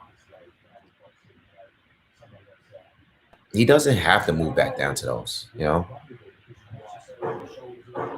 Plant beat Benavidez. Yeah, but I'm not sure. Because I can see Benavidez putting it on in the second half. Even when Plant won his title against Jose Usyk, you notice that Usyk won like the last 4 or 5 rounds. Like Plant did tire out and slow down, and the fight started going into Jose's favor. So Benavidez I rate over Usyk. And I think Benavidez would give Plant a tougher fight, you know. But Benavidez messed up because he lost his title. But I like Plant. It's more about endurance and maintaining that same. I think Plant, the first 5-6 rounds, he's gonna give anybody a hard fight, a tough fight. But once he slows down, even Usyk was able to come back and win fights. I mean, win rounds. So I don't know. Fight didn't start yet. We're still waiting on a fight to start. I have Dorticos edge in this one, but it's anybody's fight. It's anybody's fight, I'm not confident in that pick, but I got Dorticos winning. If you guys are just tuning in. All right. I'm not showing the fight. Please stop asking. If you're here to watch the fight, if you're here to listen to commentary on the fight, I will give you guys that. But I'm not showing the fight.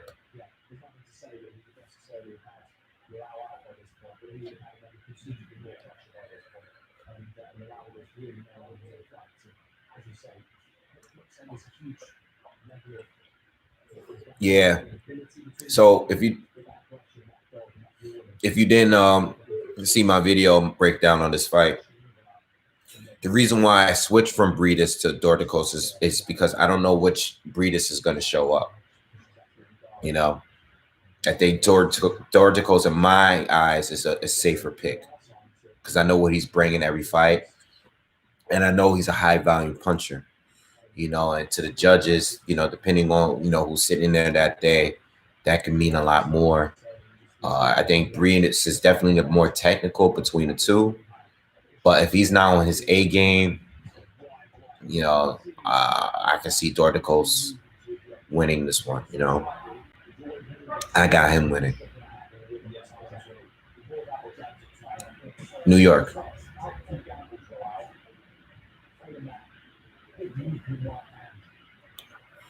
Oh, I'm getting hungry, man. Yeah, I'm actually leaning towards a decision, to be honest. I'm not really. It can happen between both because both can punch. But I'm leaning more towards a decision. I know Dorticos got knocked out in the final round last tournament. But, if you watch the fight and you watch the fight, you'll notice that Dorticos was, even though he was hurt, he was definitely more exhausted than anything. Dorticos was, he was all punched out in those last couple rounds. And he was able to stand and get up, but he looked exhausted, more than anything. And he would not tie Garcia up at all, which is part of the reason why he got knocked out and stopped. I think if he tied up with Garcia, he would at least survive. He would have lost the fight, but he would at least survive the fight. So,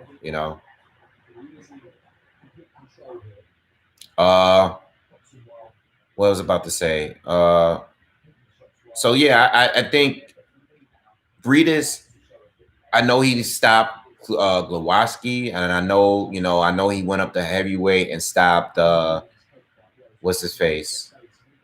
Who did he stop at heavyweight? Manuel Char.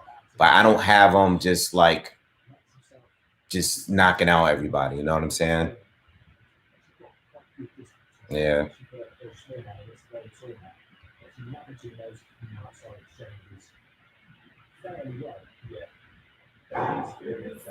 Has Breidis ever fought someone with Dorticos type of power? I don't think so. Nah, I don't think so. Nah.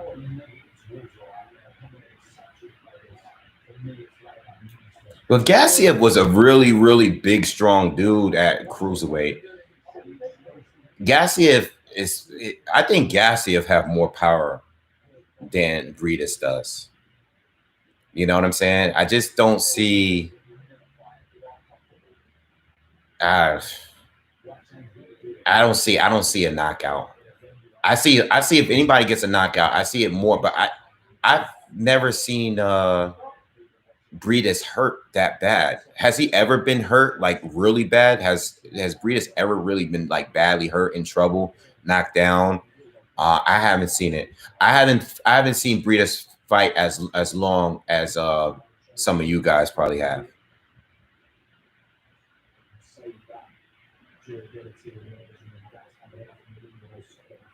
So I got Dorticos by decision.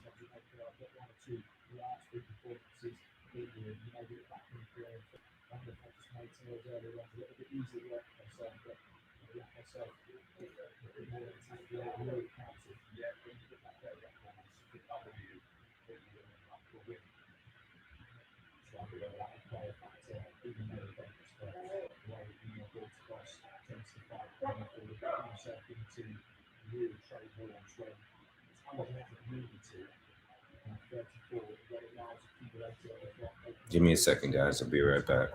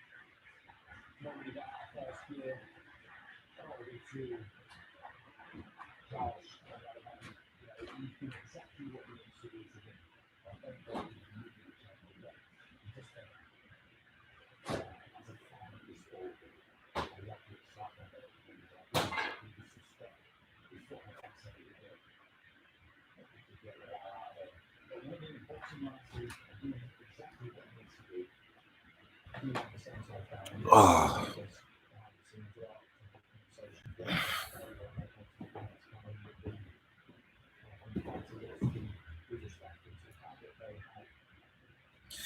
Yo, Taste the Seafood on 135th. Catfish and grits. Try that.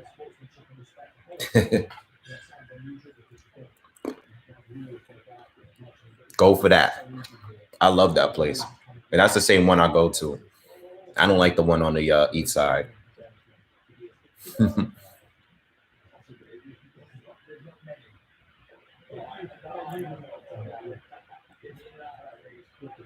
Please, if you are, I am not showing the fight. These people are crazy.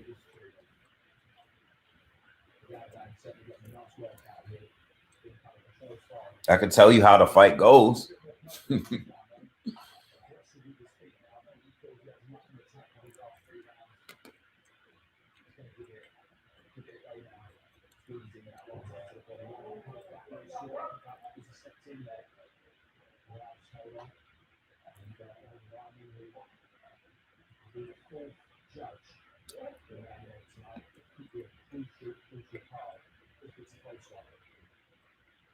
Mm-hmm.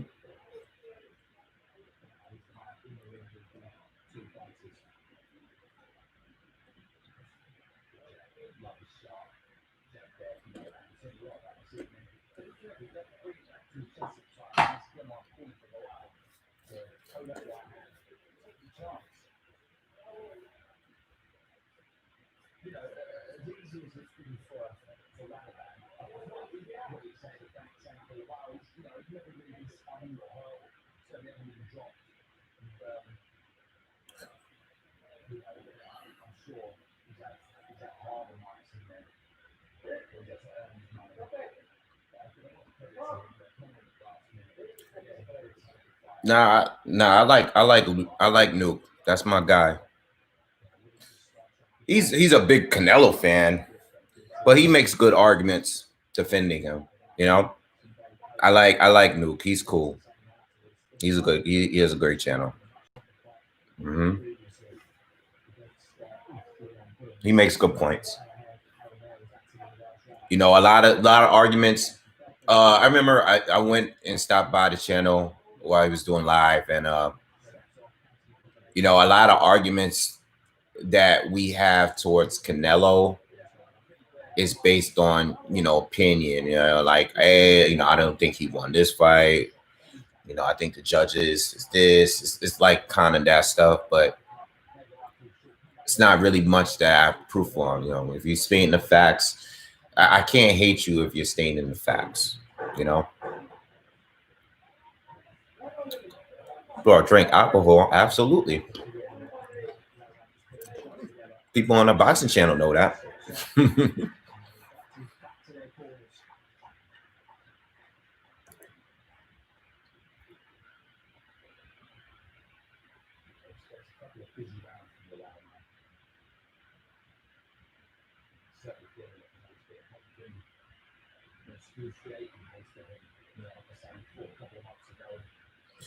All right. Chris Colbert, yeah, I've seen a little bit of him, but not. I haven't watched a full fight of his yet. Highlights.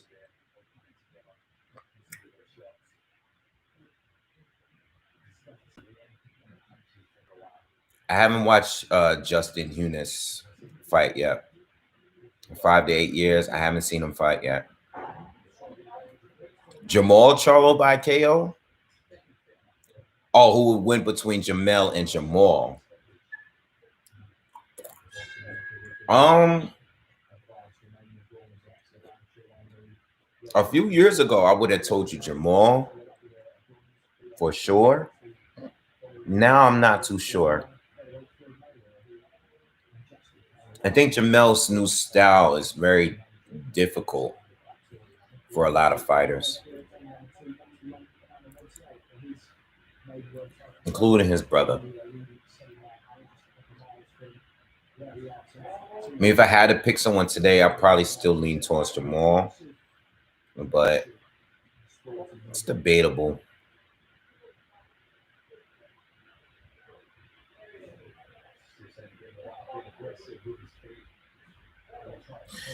$75. Is it too much for a devil? $75 is pretty much what pay-per-views are going to be. It's a lot of money. It is. It is a lot of money. It is. I don't know. You know, I think what I will say is maybe tonight wasn't the best night to have a pay-per-view because, you know, of the UFC pay-per-view tonight. But $75 in general being a pay-per-view price is a lot, period. Depending, no matter who's fighting, you know. Alcohol is my favorite drug.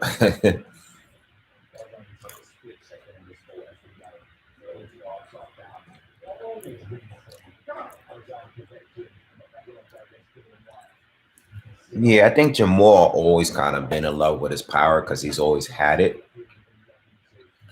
I said in the video, one thing I don't like about Jamal is that, you know, when he is the aggressor, he kind of chases his opponent around. Like if he's fighting against a mover, you know, when he fought J-Rock, it was kind of like, you know what? He met with J-Rock in the center and these guys were countering each other and they were setting up the shots.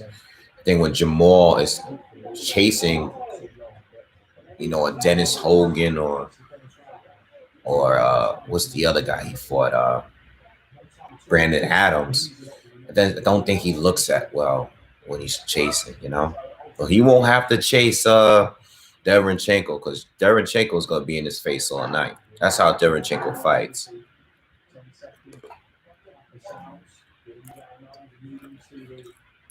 Francis Ngannou as a boxer,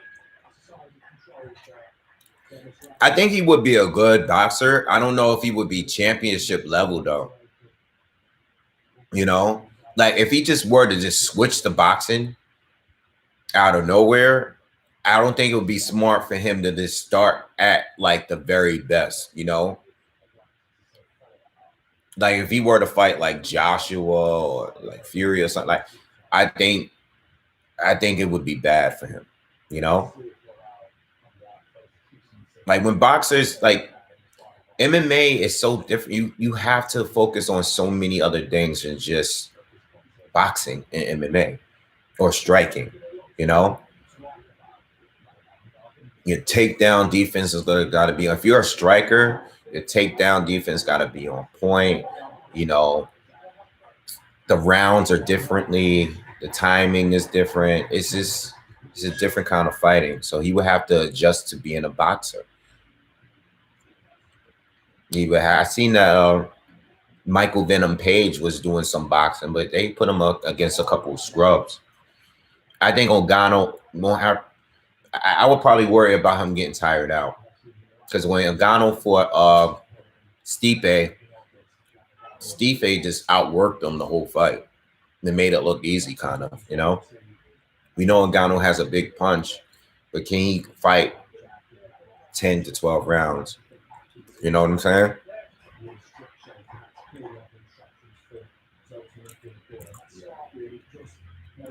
Yeah, they're not going to put these cards. They're going to have a lot more fights on pay-per-view because they're going to make up the money that these fighters want to get paid. The key thing is with the pandemic is that they still want to pay fighters the same way without the crowd, which is the issue, you know. I agree. They should have put this on Fox to get a more of an audience. But these fighters are trying to get paid, especially their dangerous fight. Rosario's a dangerous fight. Derenchenko is a dangerous fight. You know?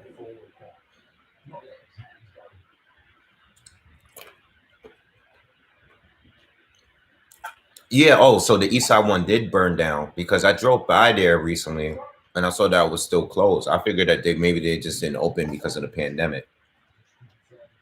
Wow.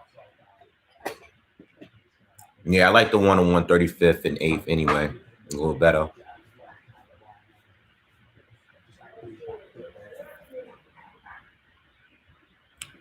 Tim, thank you, man. Appreciate it. Undisputed or upsets? And what's in what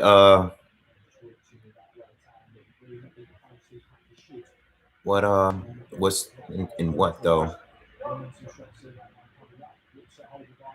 In what division? I don't know.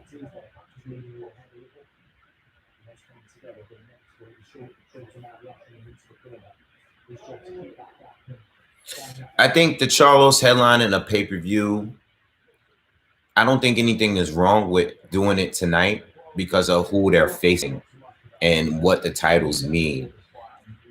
I just don't think tonight was the best night because of the UFC card. You know, that's all.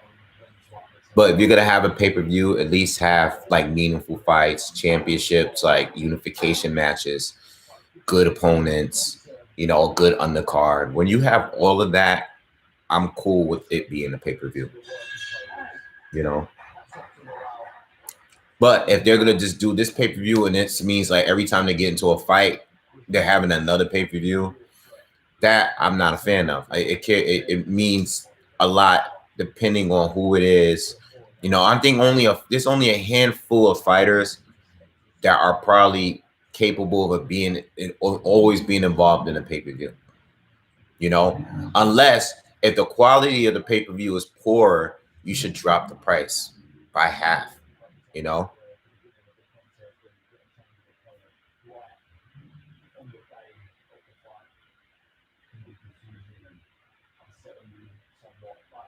Yeah, hit that like button, y'all, please. Anyone that just came in and checked in, let's get more likes.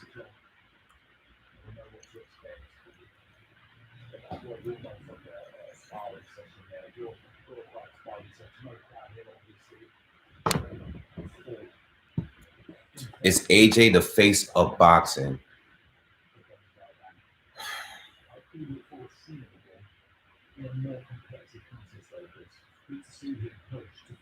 I think America, Canelo is the face, and I think over there, AJ is the face. AJ's not as popular here, you know, or not as known, you know, and so I can't say he's the face, even if he makes the most money, even if he's the most profitable. I don't think he's the face of the sport. You know, I don't think anybody's really the face of the sport, you know. I still believe like guys like Floyd and Manny are still like, I don't know, for some reason, like everybody's still like whatever it is they do, it's like a bigger deal, you know. It's weird. I don't know if boxing actually has like one man, which is like, this is the man of the sport, or these two are the men of the sport. I think those two might probably be overall, but I don't know, man. You know, not for nothing, but Wilder and Fury are up there too. You know, as far as, you know, fame and popularity now, I think they're like in America at least, you know. Yeah, I still think Mike Tyson is still more known than, you know, all of these guys. You know, I still believe that worldwide, I think Mike Tyson is just he's an icon. He's like a legit, like he is an icon. You know.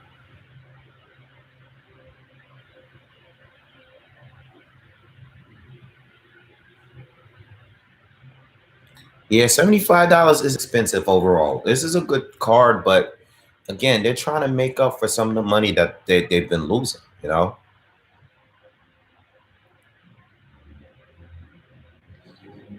Yeah, you know what? I think losing to Ruiz that day really hurt AJ. You know, I was there in Madison Square Garden, and I can tell you that. But yeah, I still believe that Pacquiao and Floyd, these guys are still like kind of the face of the boxing right now, you know? If you're gonna say there's a face, it's gonna be one of them. I can't say Canelo. I can't say Canelo and Kovalev. You guys were here when I was doing that fight live. How long did they take to start the Canelo and Kovalev fight? Those guys were waiting for like 2 hours for the UFC card to end. That just goes to show you're not the face of anything if you gotta wait for another sport to finish before you start. You know? So I can't call Canelo being the face, and I can't say for AJ neither, because there's a lot of people that really don't know who Anthony Joshua is, you know.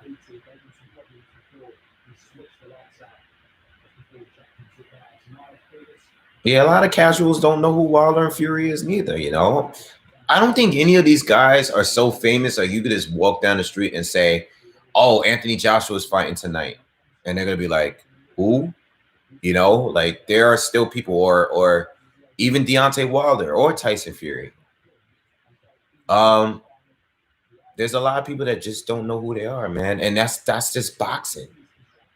You know, if you say, oh, Manny Pacquiao's fighting, or Floyd Mayweather's fighting, or Mike Tyson, people are gonna know who Mike, like they're gonna know who those are. You know. Even Canelo, you'd be surprised when I talked about, hey, Canelo's having a big fight this weekend. Who's that? There's still people that don't know who Canelo Alvarez is. Oh, the fight is the next fight. Next fight up. So I will be doing the live commentary for that. Oh, the Dorticos fight with what's this guy? The last guy he fought from Floyd Mayweather gym.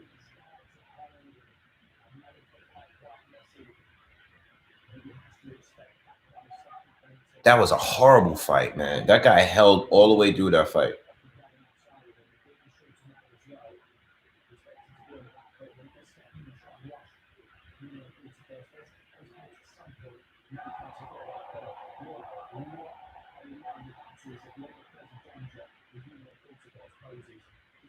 Oh, Andrew Tabiti.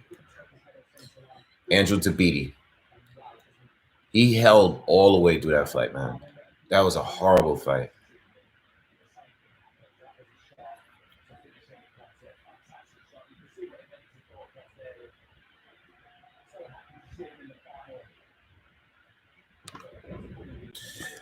I don't know if it's all about we're talking about like fame. I know Pacquiao hasn't sold 1 million pay-per-view in a long time, but people are not buying pay-per-views like the way they were when Floyd and Pacquiao were younger. You know what I'm saying? A little younger and more famous. Pacquiao and Floyd went on a good run for a while where they were consistently selling 1 million pay-per-views back to back to back to back.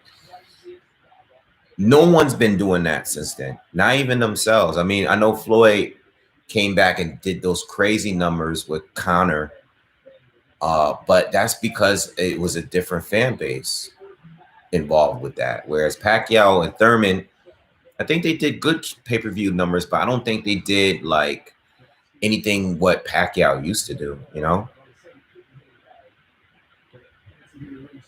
They got to run that. Breedis got to run that fight back with.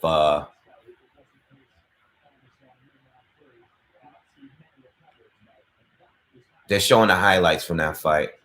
They got to do that fight over.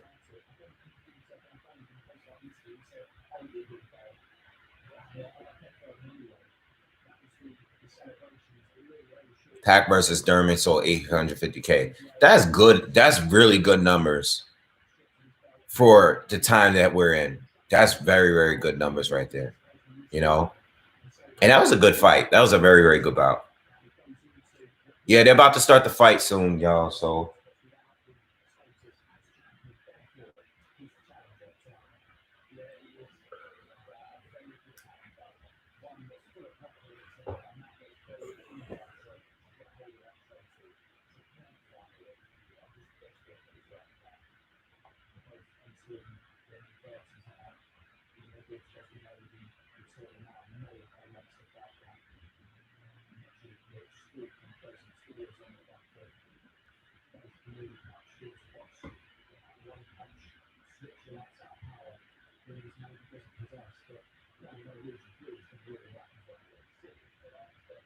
Yeah, I wonder how they factor those movie theaters. I don't know how that works, the movie theater fights. They show actually a lot of them, but there are like select theaters. I never was able to see on one of those fights before at a movie theater. I never experienced that. I know there's been a good amount of those fights that's been shown in theaters. I don't know how they factor those in. You know, I guess. Yeah, I have no idea. All right, let's get the fight going, y'all.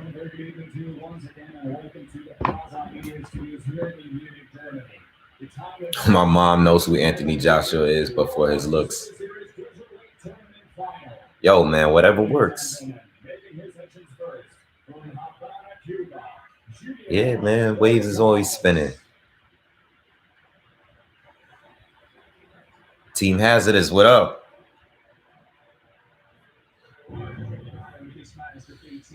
Yeah, I'm just doing the early card, and I'm gonna get off, and then I'm gonna come back to do the Charlo card. But we gotta do something. Hopefully this week I could try to get some. You know, I've been busy, so Shout out. Make sure you guys subscribe to my man T Hazardous. He's on YouTube. He has an Instagram, boxing coach out in Jersey. Have I, y'all getting too personal here. He said, have you ever lived with someone that you absolutely hated? Yeah. Yeah, I'm watching it, but I'm not covering it. I'm not showing the fight, guys. I'm just going to do the commentary. Dorticos is in the ring. Real quick, before this fight starts, how do you guys feel about the mic? I got a new mic. Do I sound clear? Do you guys hear the fight in the background? Is the TV too loud, or do you hear me much better than the television?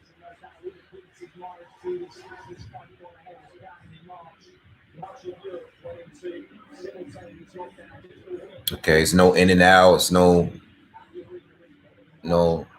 anything. All right, cool. All right, Breedis is walking to the ring now. Oh, I'm excited for this fight, man. It's messed up that nobody even knows this fight. I mean, I know over there people are checking it out, but this fight is a big fight. This is a big deal.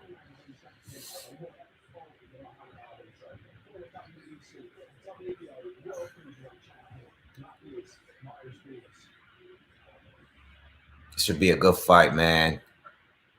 All right, before we get started, man, they're both in the ring. Who's your pick? Who's your pick and how? Dorticos by points, KO, or Breedis by points or KO? So everybody put their picks up right now. Everybody go with their picks.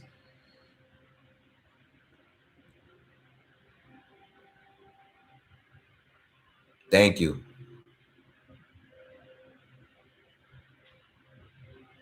Breedis on points. Breedis by KO. Dorticos majority decision. Draw. They're not going to do a draw for this damn trophy.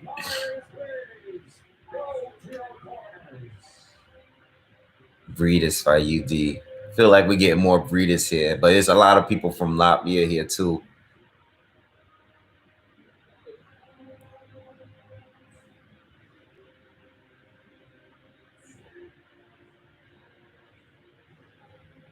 All right. Oh man, that Muhammad Ali trophy looked nice. Let's go.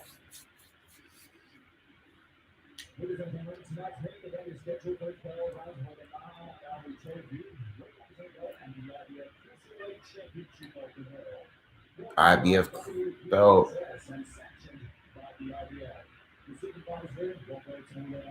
And a Ring Magazine belt.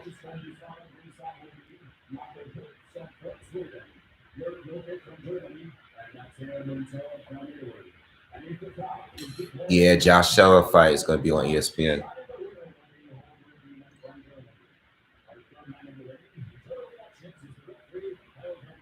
I got Usyk beating Chisora, man. But it's a good fight. Canelo fight at heavyweight? Nah. Canelo fight at heavyweight is going to be against the bum. It's going to be against the bum. Or somebody that was good that's far past it. Yo, Dorticos is like extremely different from all the other Cuban boxers, right? Just walking forward, throwing a lot of punches, big right hand, no slickness, none of that, no counters. Now he got skills, but he's not like all the other the Cuban fighters that we know. Canelo got lucky with Kovalev. Listen, if Kovalev was Crusher, there wouldn't have never been a fight. You got to understand that, you know? SJ, thank you. Yeah, if Kovalev was in his prime, there wouldn't have been a fight, you know.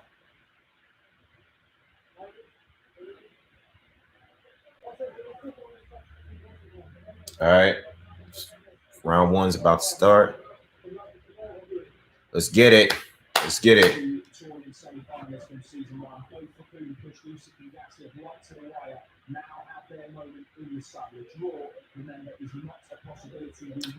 I still see Dorticos just all right, round one. Dorticos still actually has a scar tissue from the I see it from the last Tabiti fight. All right.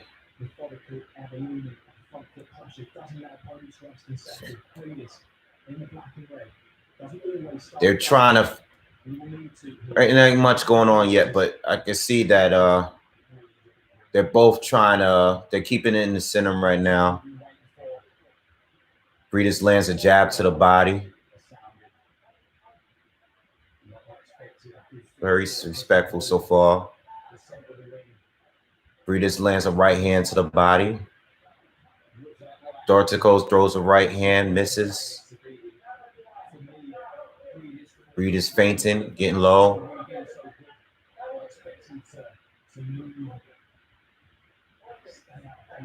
A lot of respect so far, 1 minute in. Dorticos throws a 1-2 to the body, misses. Breidis on his right hand, misses.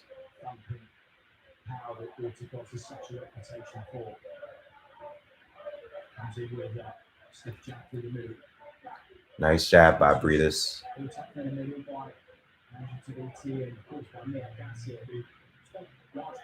A lot of respect. They're both not much going on yet, guys. They're both showing a lot of respect to each other. Dorticos is not being aggressive left. Oh, Dorticos threw a combination. I believe he landed the jab between the 3 punches. He had Breidis on the ropes a little bit. Nice jab by Breidis. Nice jab by Dorticos. Strong, stiff jab.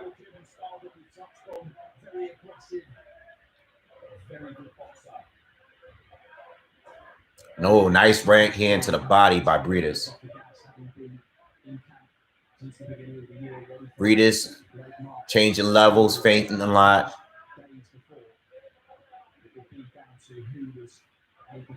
Nice double jab, triple jab by Breidis. Dorticos stalking Breidis.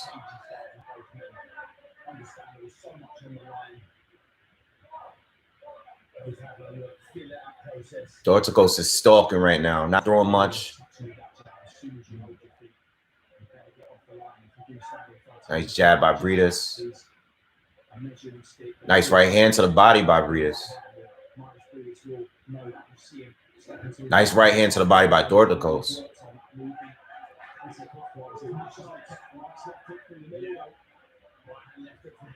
Breidis is boxing pretty well so far.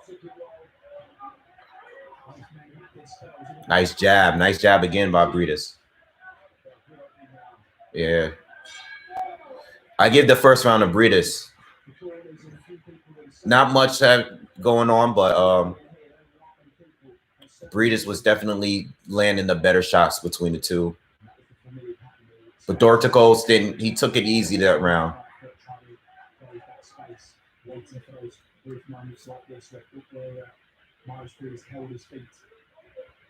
Good round.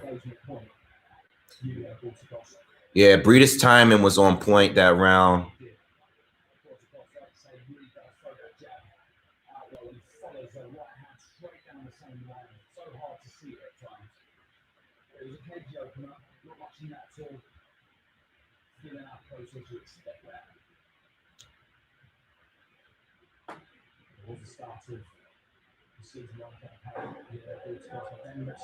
All right, round two.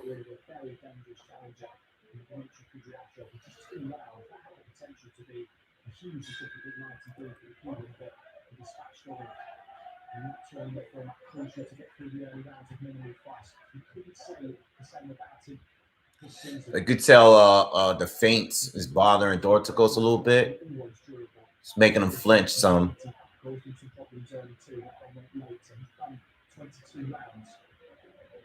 Can't seem to get the timing with Breidis yet.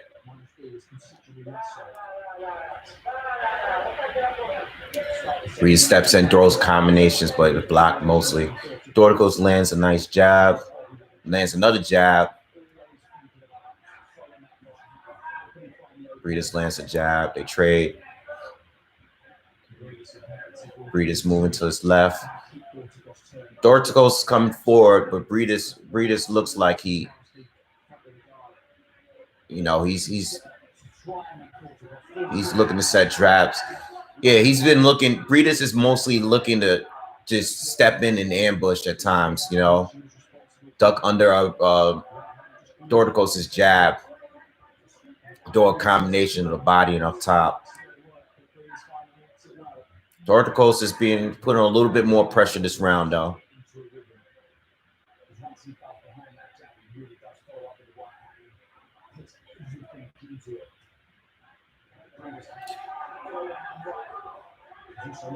Dorticos, Breidis is doing a good job defending against the right hand. I haven't seen Dorticos really land the big right hand yet, but he's landing some good jabs, though.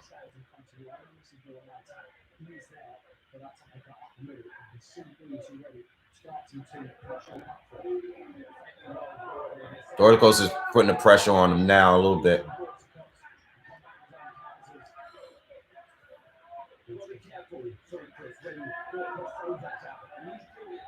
Nice jab, Dorticos. Nice combination by Breidis.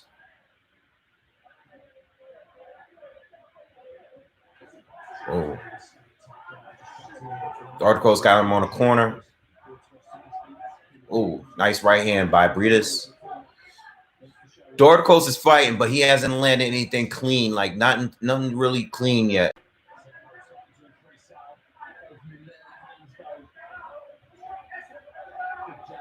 Good jab by Dorticos.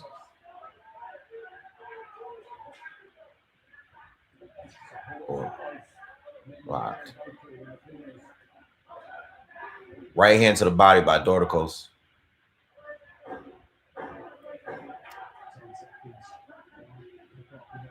Ten seconds left of this round. All right, round 2 done. I'm gonna get that round of Dorticos. I like his. I like the pressure. He's a lot more aggressive. And he defensively he was better.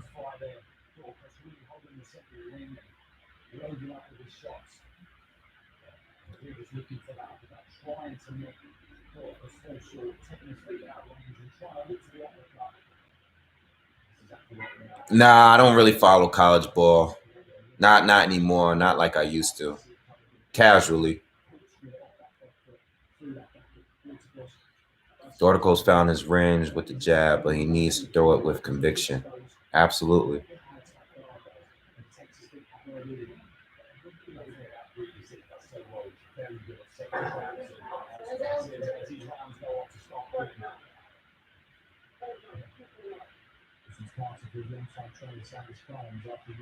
All right, round 3, guys.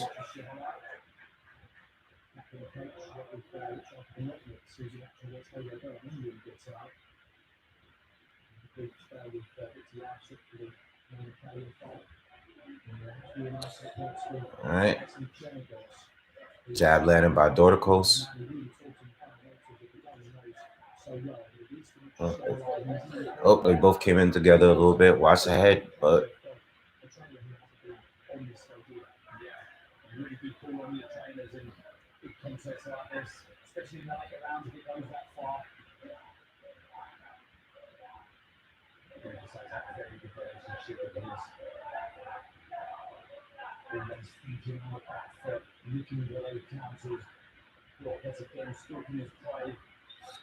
Dorticos is just stalking right now. It's not much action going on.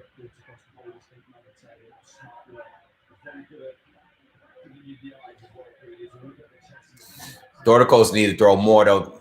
The right hands to the body, they've been connecting so far more than up top.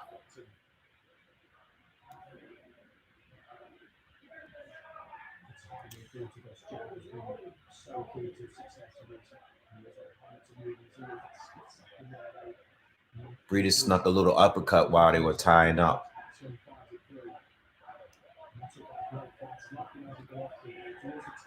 The uppercut is that punch though, because he threw it last round too. He missed, but you can tell he's trying to set traps and land that shot. I think that's good. That's his money shot. Oh, nice hook to the body by Breidis. Dorticos lands the right hand up top. Breidis responds with a right hand himself. Oh, nice left hook by Breidis. Breidis is putting it on. Oh, he's throwing combinations. He's landing combinations. Breidis is putting it on this round. Has Dorticos backing up right now. Breidis got a good rhythm this round so far. They back in the center of the ring now.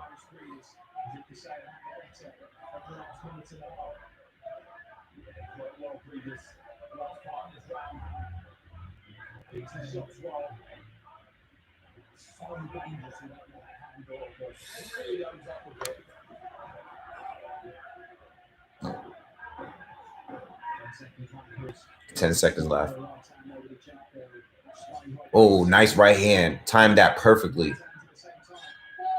Breidis got that round. I give that round to Breidis. That was a good round for him.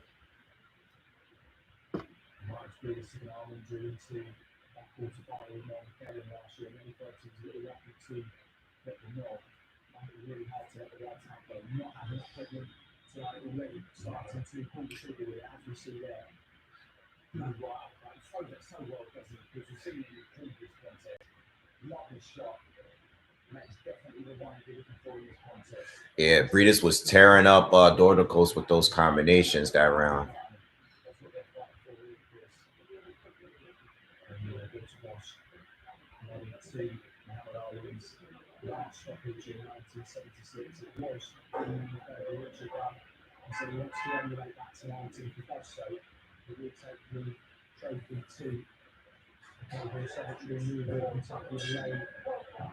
All right, we are in round 4.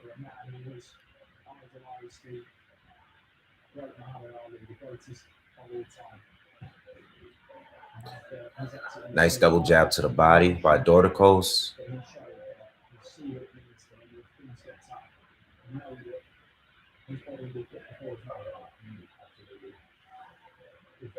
Yeah.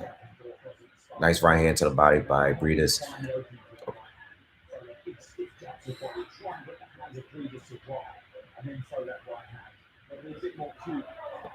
Jab to the body by Breidis. Yeah, Breidis is just looking for openings, slipping and coming in, throwing combinations. Dorticos is looking for the right hand. He landed one.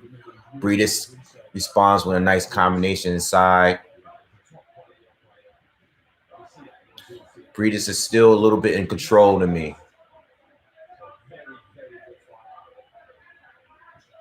Oh. Nice hook to the body by Dorticos.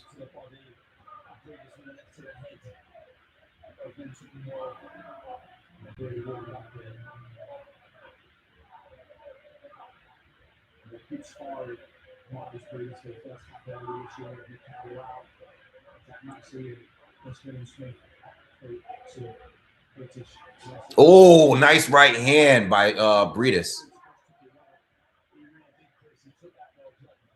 He had a lot of power behind that shot. Dorticos coming forward, got Breidis on the ropes, tie up. Breidis is doing good so far. Dorticos haven't quite figured him out yet. Nice jab by Breidis. Dorticos still stalking though. Lands a right hand. He gets a right hand in there. Tying up on the ropes now.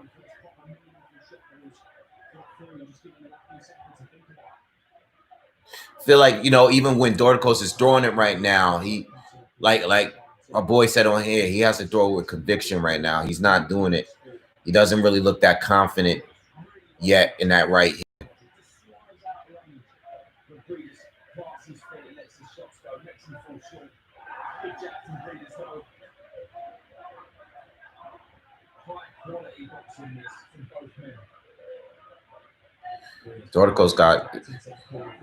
Dorticos is scared to throw. Dorticos is not throwing as much because of the counters. Breidis has been doing a good job slipping and countering with combinations. And Dorticos is not throwing the jab like he would normally do. Round's over. I'm going to give that round to Breidis as well. I just like what he's doing overall better so far.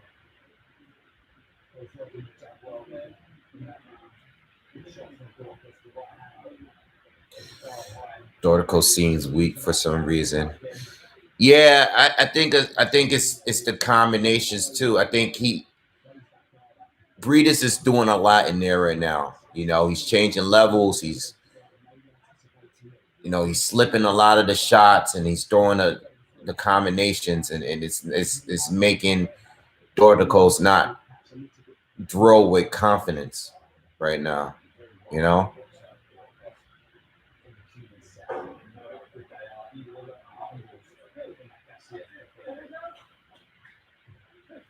All right, round 5. So far, I got 3 rounds to 1 for Breidis.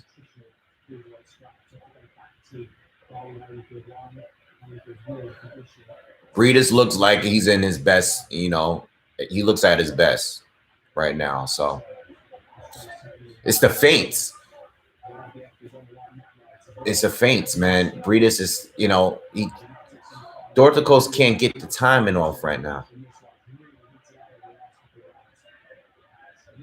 Oh, nice uppercut by Breidis.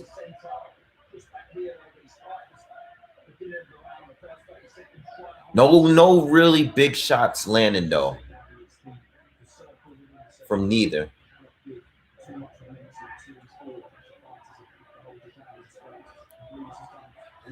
Breidis throws a combination but blocked by Dorticos. Nice jab landed by Breidis. Yeah, it's a counters. Breidis counters Dorticos, lands a right hand.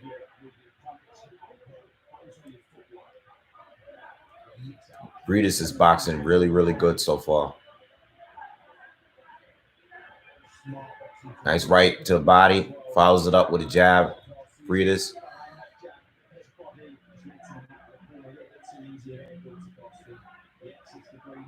Dorticos haven't really done anything yet this round. We're halfway through the round. He's still stalking, but he's not throwing with conviction, man. He's not. So I can see why someone would think he's weak. He looks weak. Nice left hook, though. Dorticos, he's still stalking, though. He's still coming forward. Throws a right hand. Breidis ties up. We got a minute left in the 5th round.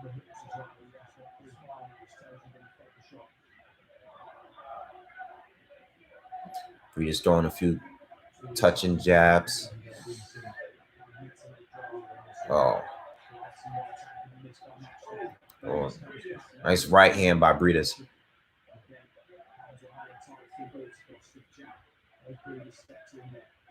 Oh, nice right hand by Breidis, but it doesn't look like yeah, any effect at all.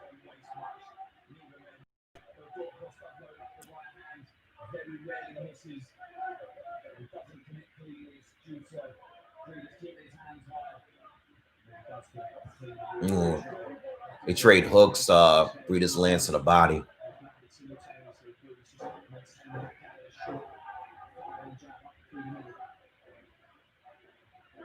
Oh, whoa! Dorticos lands a nice right hand. Looked like the same right hand that dropped to Beatty. That's a close round to score.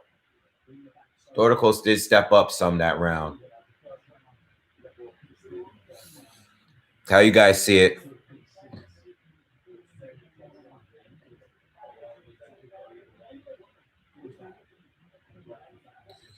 What's up? What's up? Yeah, I think I might give Dorticos that last one. Landed a couple right hands in there, left uppercut there.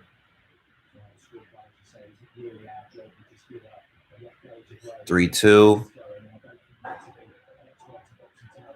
Breedis is leading so far. Breedis gasses out in the late rounds a bit, I think. Yep, he does. But Dorticos could too.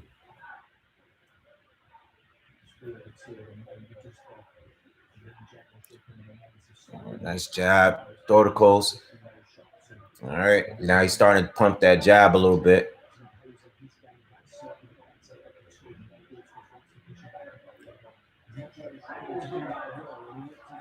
Both trade jabs.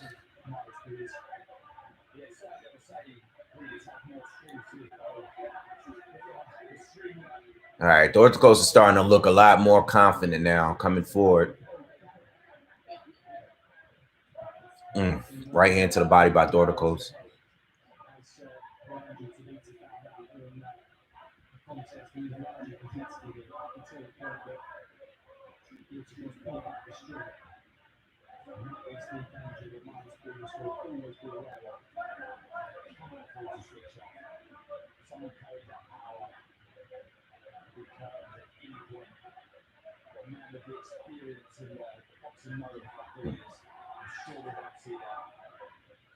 Not much action going on this round so far. Breedis just landed a nice right hand to the body. Dorticos follows it up with a jab. Another jab landed by Dorticos. Dorticos sneaks a right hand in there.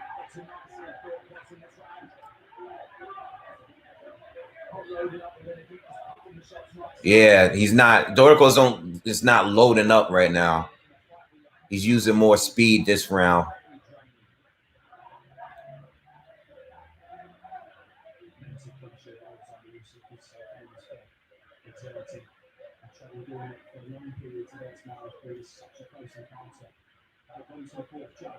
Not much action this round though. That's why I'm quiet. Oh, nice jab to the Dorticos landed a nice jab. He's definitely in control this round. Breedis is still throwing, but he's most of everything is being blocked. Nice jab landed by Breedis.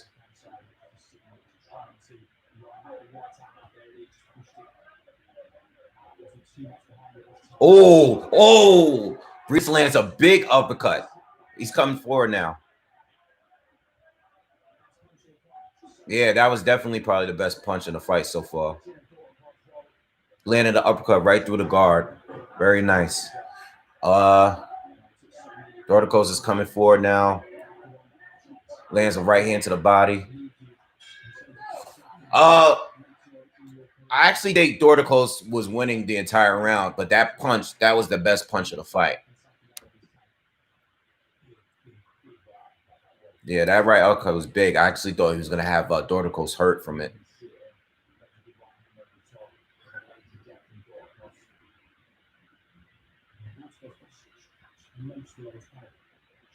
Boom.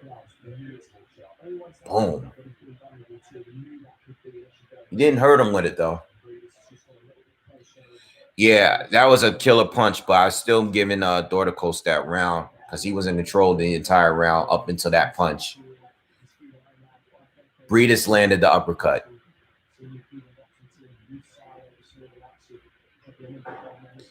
I have it tied right now.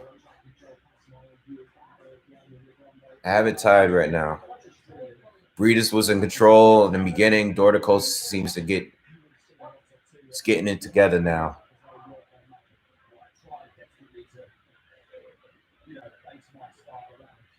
And we're in the 7th round now.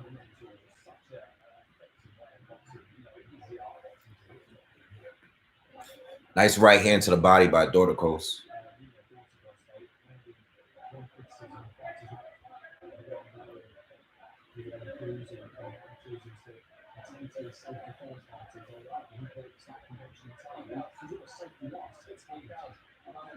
Oh, nice right hand by Breidis.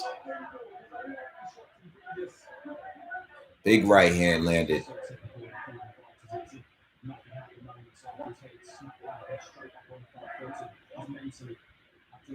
Dorticos lands a right hand to the body, follows it up with a jab. Breidis has got Breidis back on the ropes, putting a lot of pressure on Breidis now. Didn't land anything clean yet, though. They're both tying up, wrestling each other.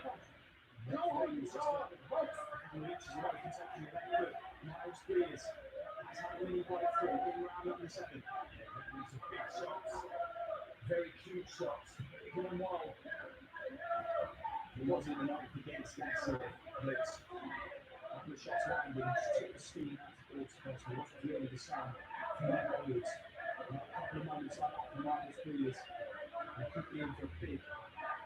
They're both in the center, not doing much right now. Dorticos lands a jab.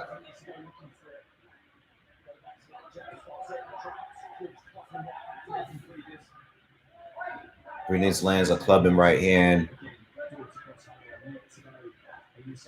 Dorticos still stalking. You got a minute left in the 7th round.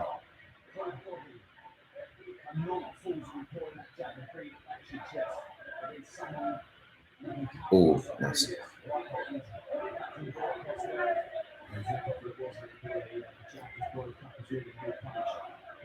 Breedis definitely seems like he's a little back into control.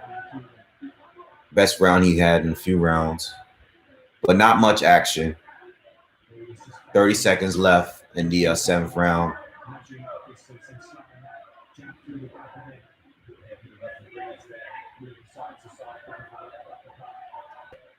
Dorticos lands a jab. Breidis is looking to slip and counter. That was blocked.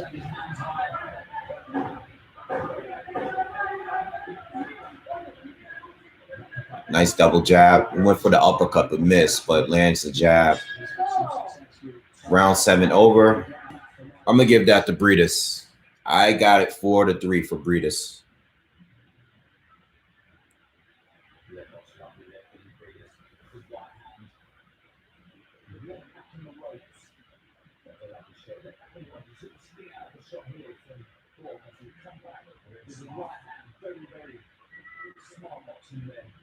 Oh, Taylor knocked him out in 1 round. Well, that's pretty much why I'm not covering that fight.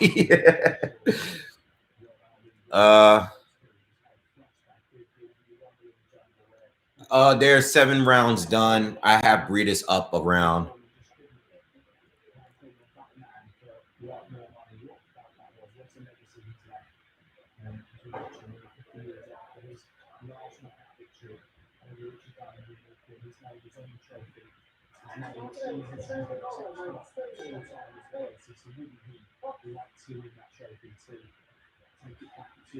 See, we got a lot of hardcore Breedis fans in the chat.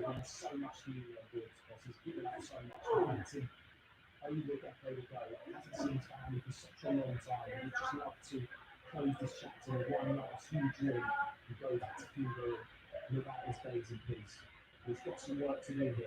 Yeah, because Breedis is hurting his strong here, Chris. Let his hands go. Dorticos got to let his hands go.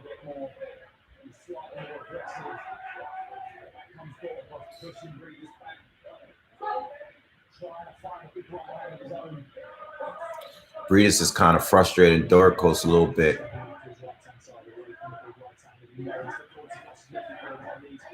Nice right hand to the body, but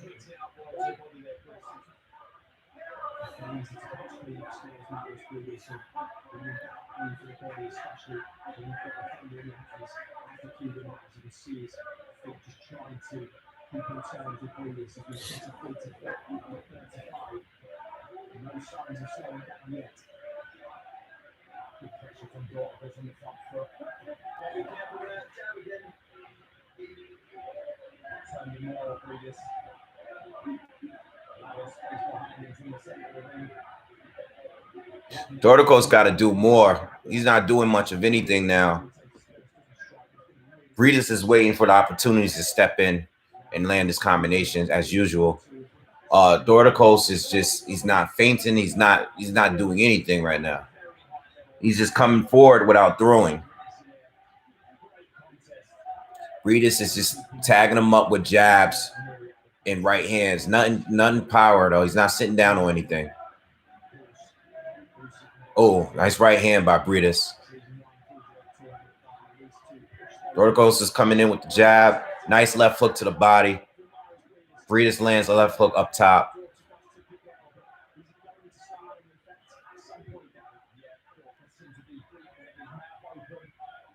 Yeah, Dorticos doesn't look he's coming forward, but he doesn't look strong. Oh, that right hand was oh wow.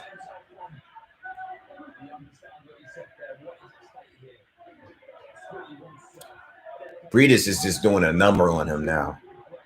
He's tagging him up with everything. Combinations.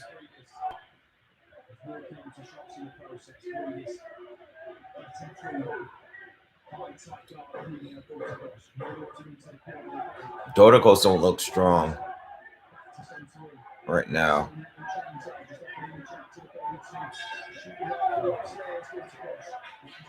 Breidis clearly got that round.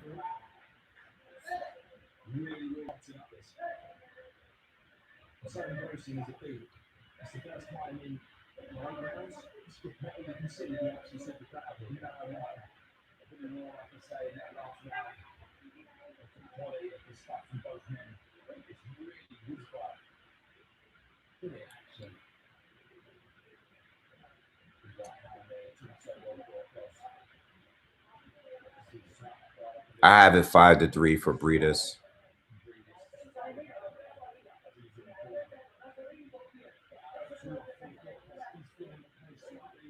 I had it 3-3 at one point after 6, but Dorticos doesn't. He doesn't, even the way he's sitting in the corner, he doesn't look. He looks tired. He's breathing out of his mouth. Doesn't look good, man.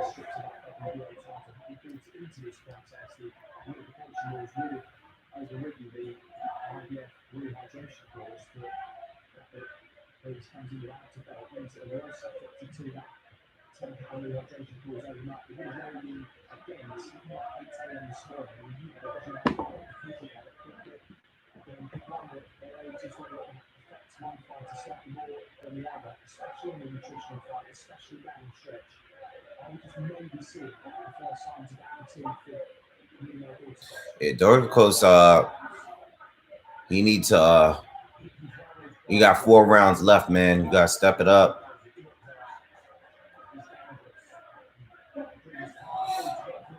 Nice jab by Breidis. Breidis can just stay on cruise control at this point. He's been blocking all of the right hands from Dorticos all night. Oh, nice combination by Breidis. Doubles the jab and lands the right hand. Lands another jab. Oh, goes for a big right hand, but barely misses. Nice jab by Breidis. He's just landing that will now. Dorticos is coming forward, but he's not as aggressive. He's not throwing as much punches.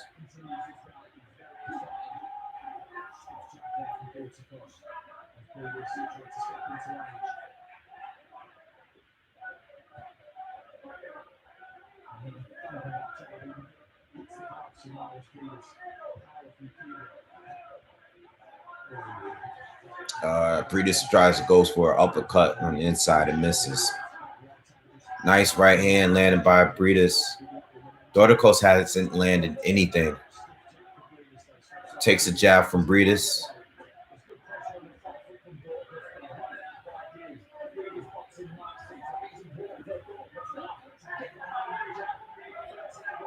Dorticos lands a right hand. Not heavy, though. He's still pressing forward. He's just not really doing much. And he's not landing too much. He looks frustrated and he's chasing. Breidis is just moving. And Dorticos is chasing him, but Breidis is actually making it easy at this point.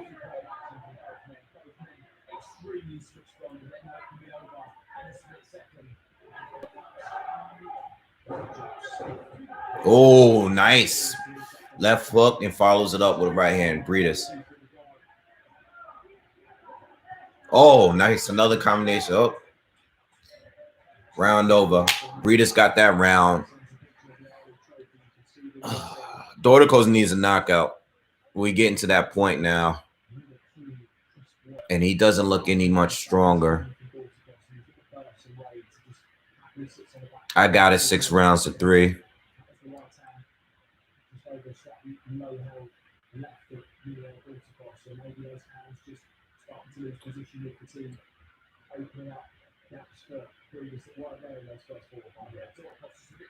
I got prime Manny Pacquiao, to be honest.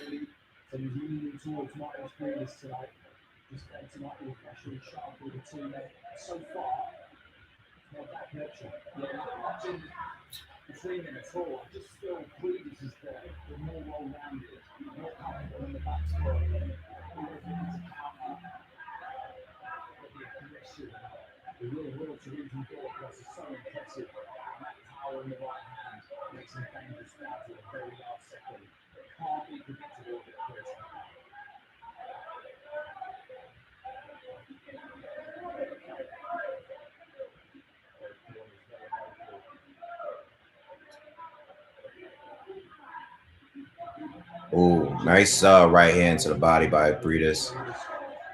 Another right hand up top. This round doesn't look so far. Doesn't look like any different. Dorticos got to fight like he wants to win. He's not doing that. He's doing much the same, and he's getting slower as the fight goes on. He's starting to look like a defeated fighter. Oh, nice right hand, though. He just snuck a right hand in there. Nice left hook by Breidis.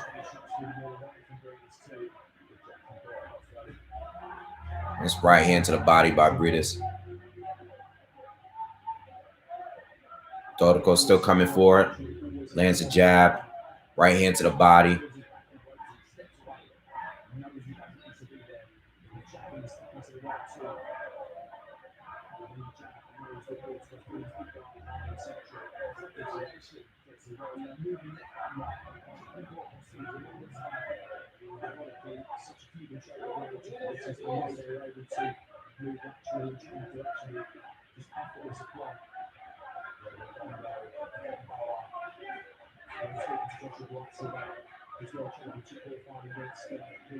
Oh, nice. We just land a big left hand. Knocks Dorticos far back. Dorticos lands a right hand to the body. You got 20 seconds left in the 10th round. Breidis is up on this round. Sneaks the uppercut in. Follows it up with a left hook. They're tied up now.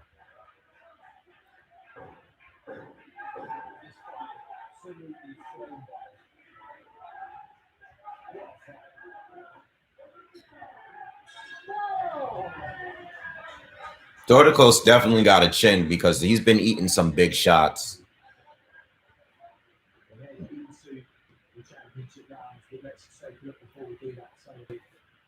Oh, Breidis is winning by a lot now.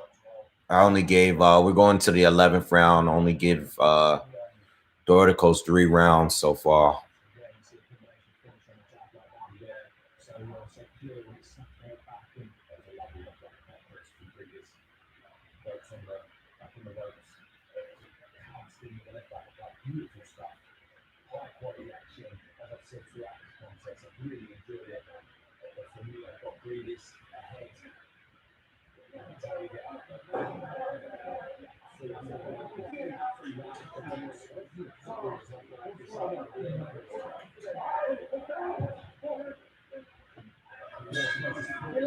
All right, round what is this? Round 11? Round Dorticos need a knockout, man.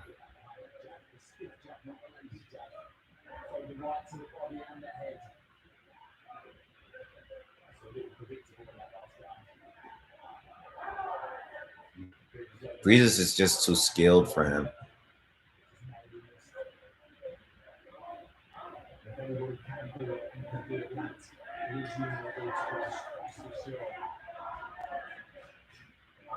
Breedis goes for the uppercut and then barely misses.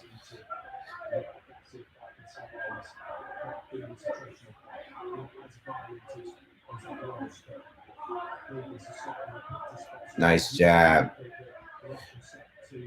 Breedis is still in control in this round.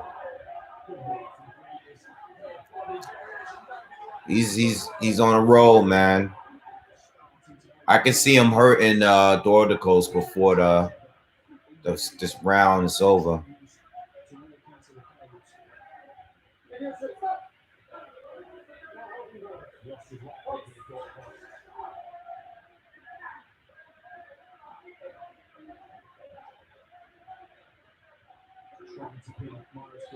You know what it is? Dorticos is just way too predictable for him. You know, and Breidis is on top of his game tonight. Way too predictable. The Dorticos, Breidis has been putting himself in the corner, and he knows the right hand is coming. And you have that tight guard, and Dorticos will throw the right hand anyway. You know, doesn't really have any other weapons. He's had a lot of success throwing to the body, but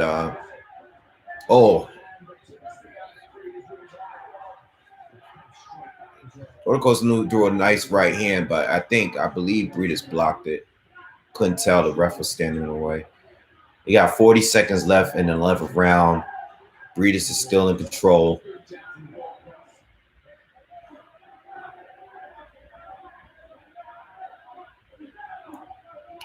Nice right hand to the body by Breidis.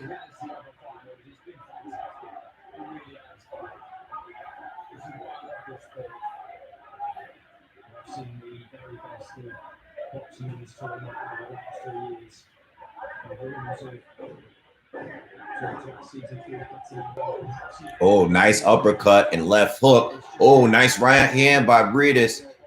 Land a few good shots just now. Dorticos is still fighting though. Round over.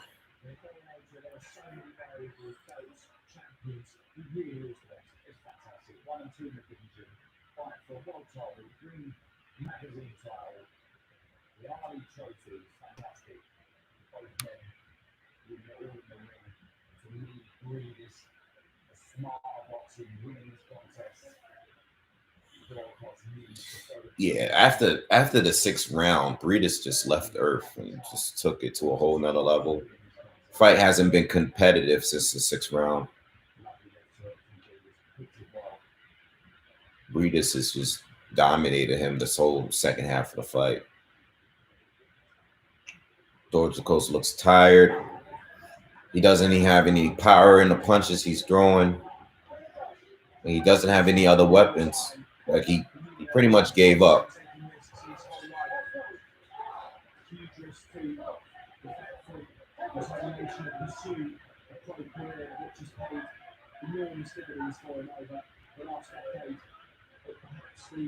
Three most important minutes of his career. Can he make something of it? Surely he's behind in the cards. He was on anchors. The cute boxing from Breidis. Landing the better shots. The aggression certainly has been with Dorticos, but nearly enough to be winning this contest. So now he needs to leave it all in the ring. Throw the kitchen sink. Even now in the 12th round, it's nothing different from Dorticos, just stalking. I think he just wants to survive, man. into his 35th year. That was, of course, one of the intangibles. We would have been foolish not to have considered it, but it is in no way no part of his performance. He has been exceptional. The fight's not had the drama I was expecting, but as far as quality is concerned, it's been so entertaining. Dorticos trying to pressure him a little bit, but outside of landing a couple jabs, he hasn't landed anything meaningful. Breedis, on the other hand, is playing it safe, but he's still fighting. It's just not taking any big risks. Just cruising to the end. We're halfway through the 12th round.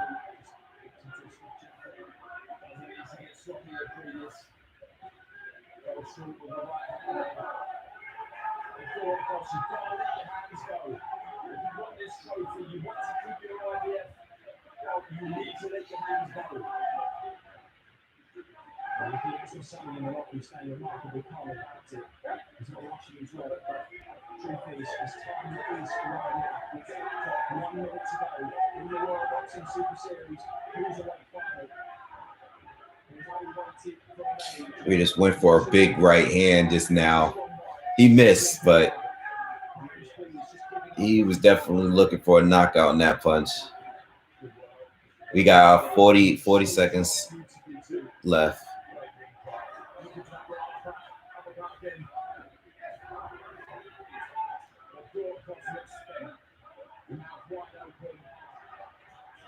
Yeah, Breidis is just.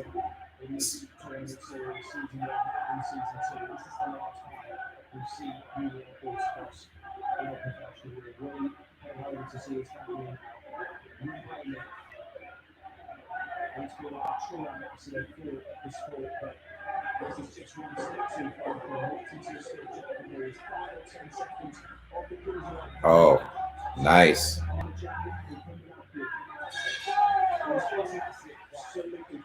Dorticos put his hand up in the air.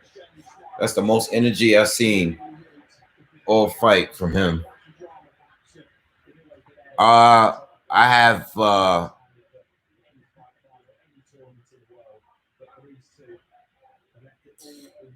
super cruiserweight division max at 225. I definitely spoke about this before. I was thinking that the either have a super cruiserweight or have a super heavyweight, you know, because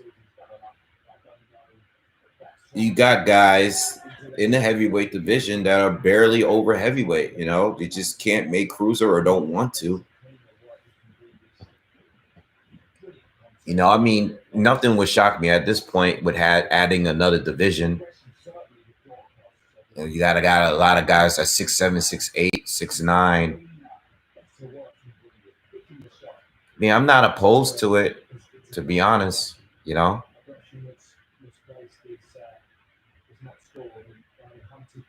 But I don't think I would do super cruiser. I think they should do it. I think if they would add another division like that, it would just kind of ruin the heavyweight thing, you know? I don't know. It's already a lot of divisions. They're already broken up and made extra divisions. I don't know, man.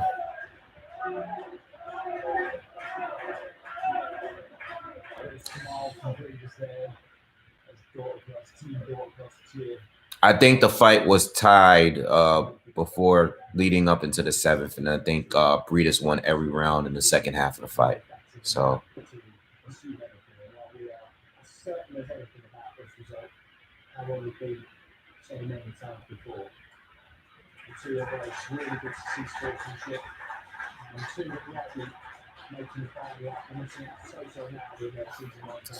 Yeah, I think cruisers should be left alone. If anything, they should do something with the heavyweight division, but I think I also believe that that would just kind of like ruin things a little bit. I don't know.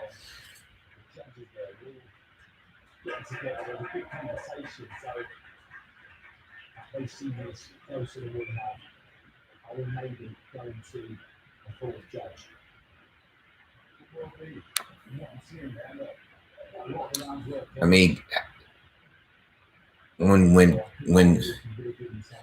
I gotta make a video of him, but when Gerald Miller was coming in fighting at 300 pounds, and you gotta wonder. So someone like, I think wasn't Usyk fighting at like 213 when he fought Chaz Witherspoon? You know, or even Deontay Wilder was fighting that in 2 teens a couple fights ago.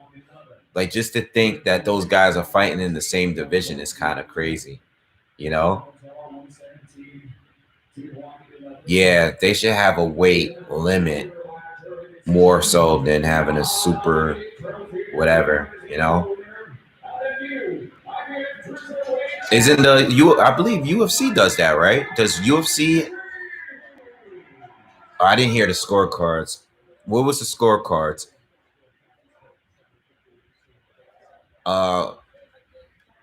Isn't the UFC?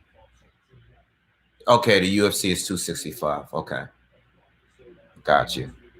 Makes sense, and it's good. It keeps guys in shape, man. You know, like, you can't have these overly like Gerald Miller wasn't all muscle. There's this guy that's just fat that's coming in, you know, and he's juiced up too.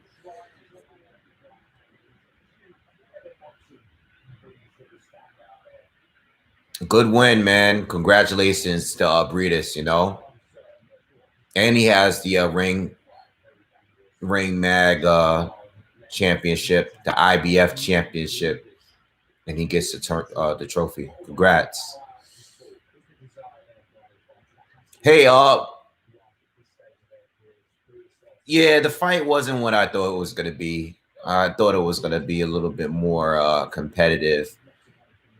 I kind of blame that on Dorticos, though.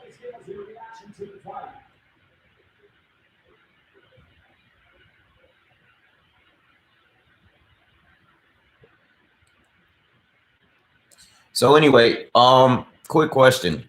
Well, I got you guys on here. We're watching the cruiserweight fight. I know Breidis lost to Usyk in a very, very close fight. But who you think it would win if Garcia fought Breidis? I honestly think that Breidis would probably beat Garcia as well. Yeah. And in similar fashion in the way Usyk beat him. You know. What's next for Breidis? Does he try to go and just become undisputed? I think he should stay at cruiser, you know. I think now that he won the tournament, try to become undisputed. I know he's fought at heavyweight before, but I would just stay. I would at least try to become undisputed first, if anything. I mean, he doesn't. I think he's what, 35. I think he should just stay at the cruiserweight division. You know, what do you guys think? Like, I don't put too much stock in that that heavyweight fight that he had. You know, I don't rate Manuel Char that high, and he looked terrible in that fight. Like, he didn't do anything. I mean, he performed even less than Dorticos did in this fight. I mean, he really wasn't throwing anything, you know.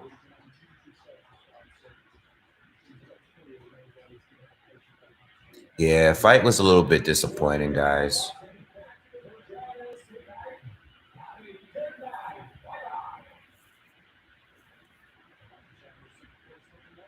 Breedis versus Floyd. All right, guys. Look, I'm gonna get off this because I'm gonna get right back on here within an hour to cover the Jamal and Charlo pay-per-view. So I will be back on here. So I'm gonna take a little break, and I'll see you guys back on here in a little bit. It was fun. Too bad the fight could have been, more action-packed, but it was what it was for what we got. And congratulations to Breedis. He won legit. he looked great. You know, he has his rough nights, but he actually looked good. He did what he was supposed to do. Dorticos, can't say the same for him. You know, didn't look good, but I think that was because he was just frustrated, didn't know what to do with Breidis. Breidis was just a more talented fighter overall. All right. So anyway, I'll see you guys back on here in an hour to do the pay-per-view card. All right. Peace.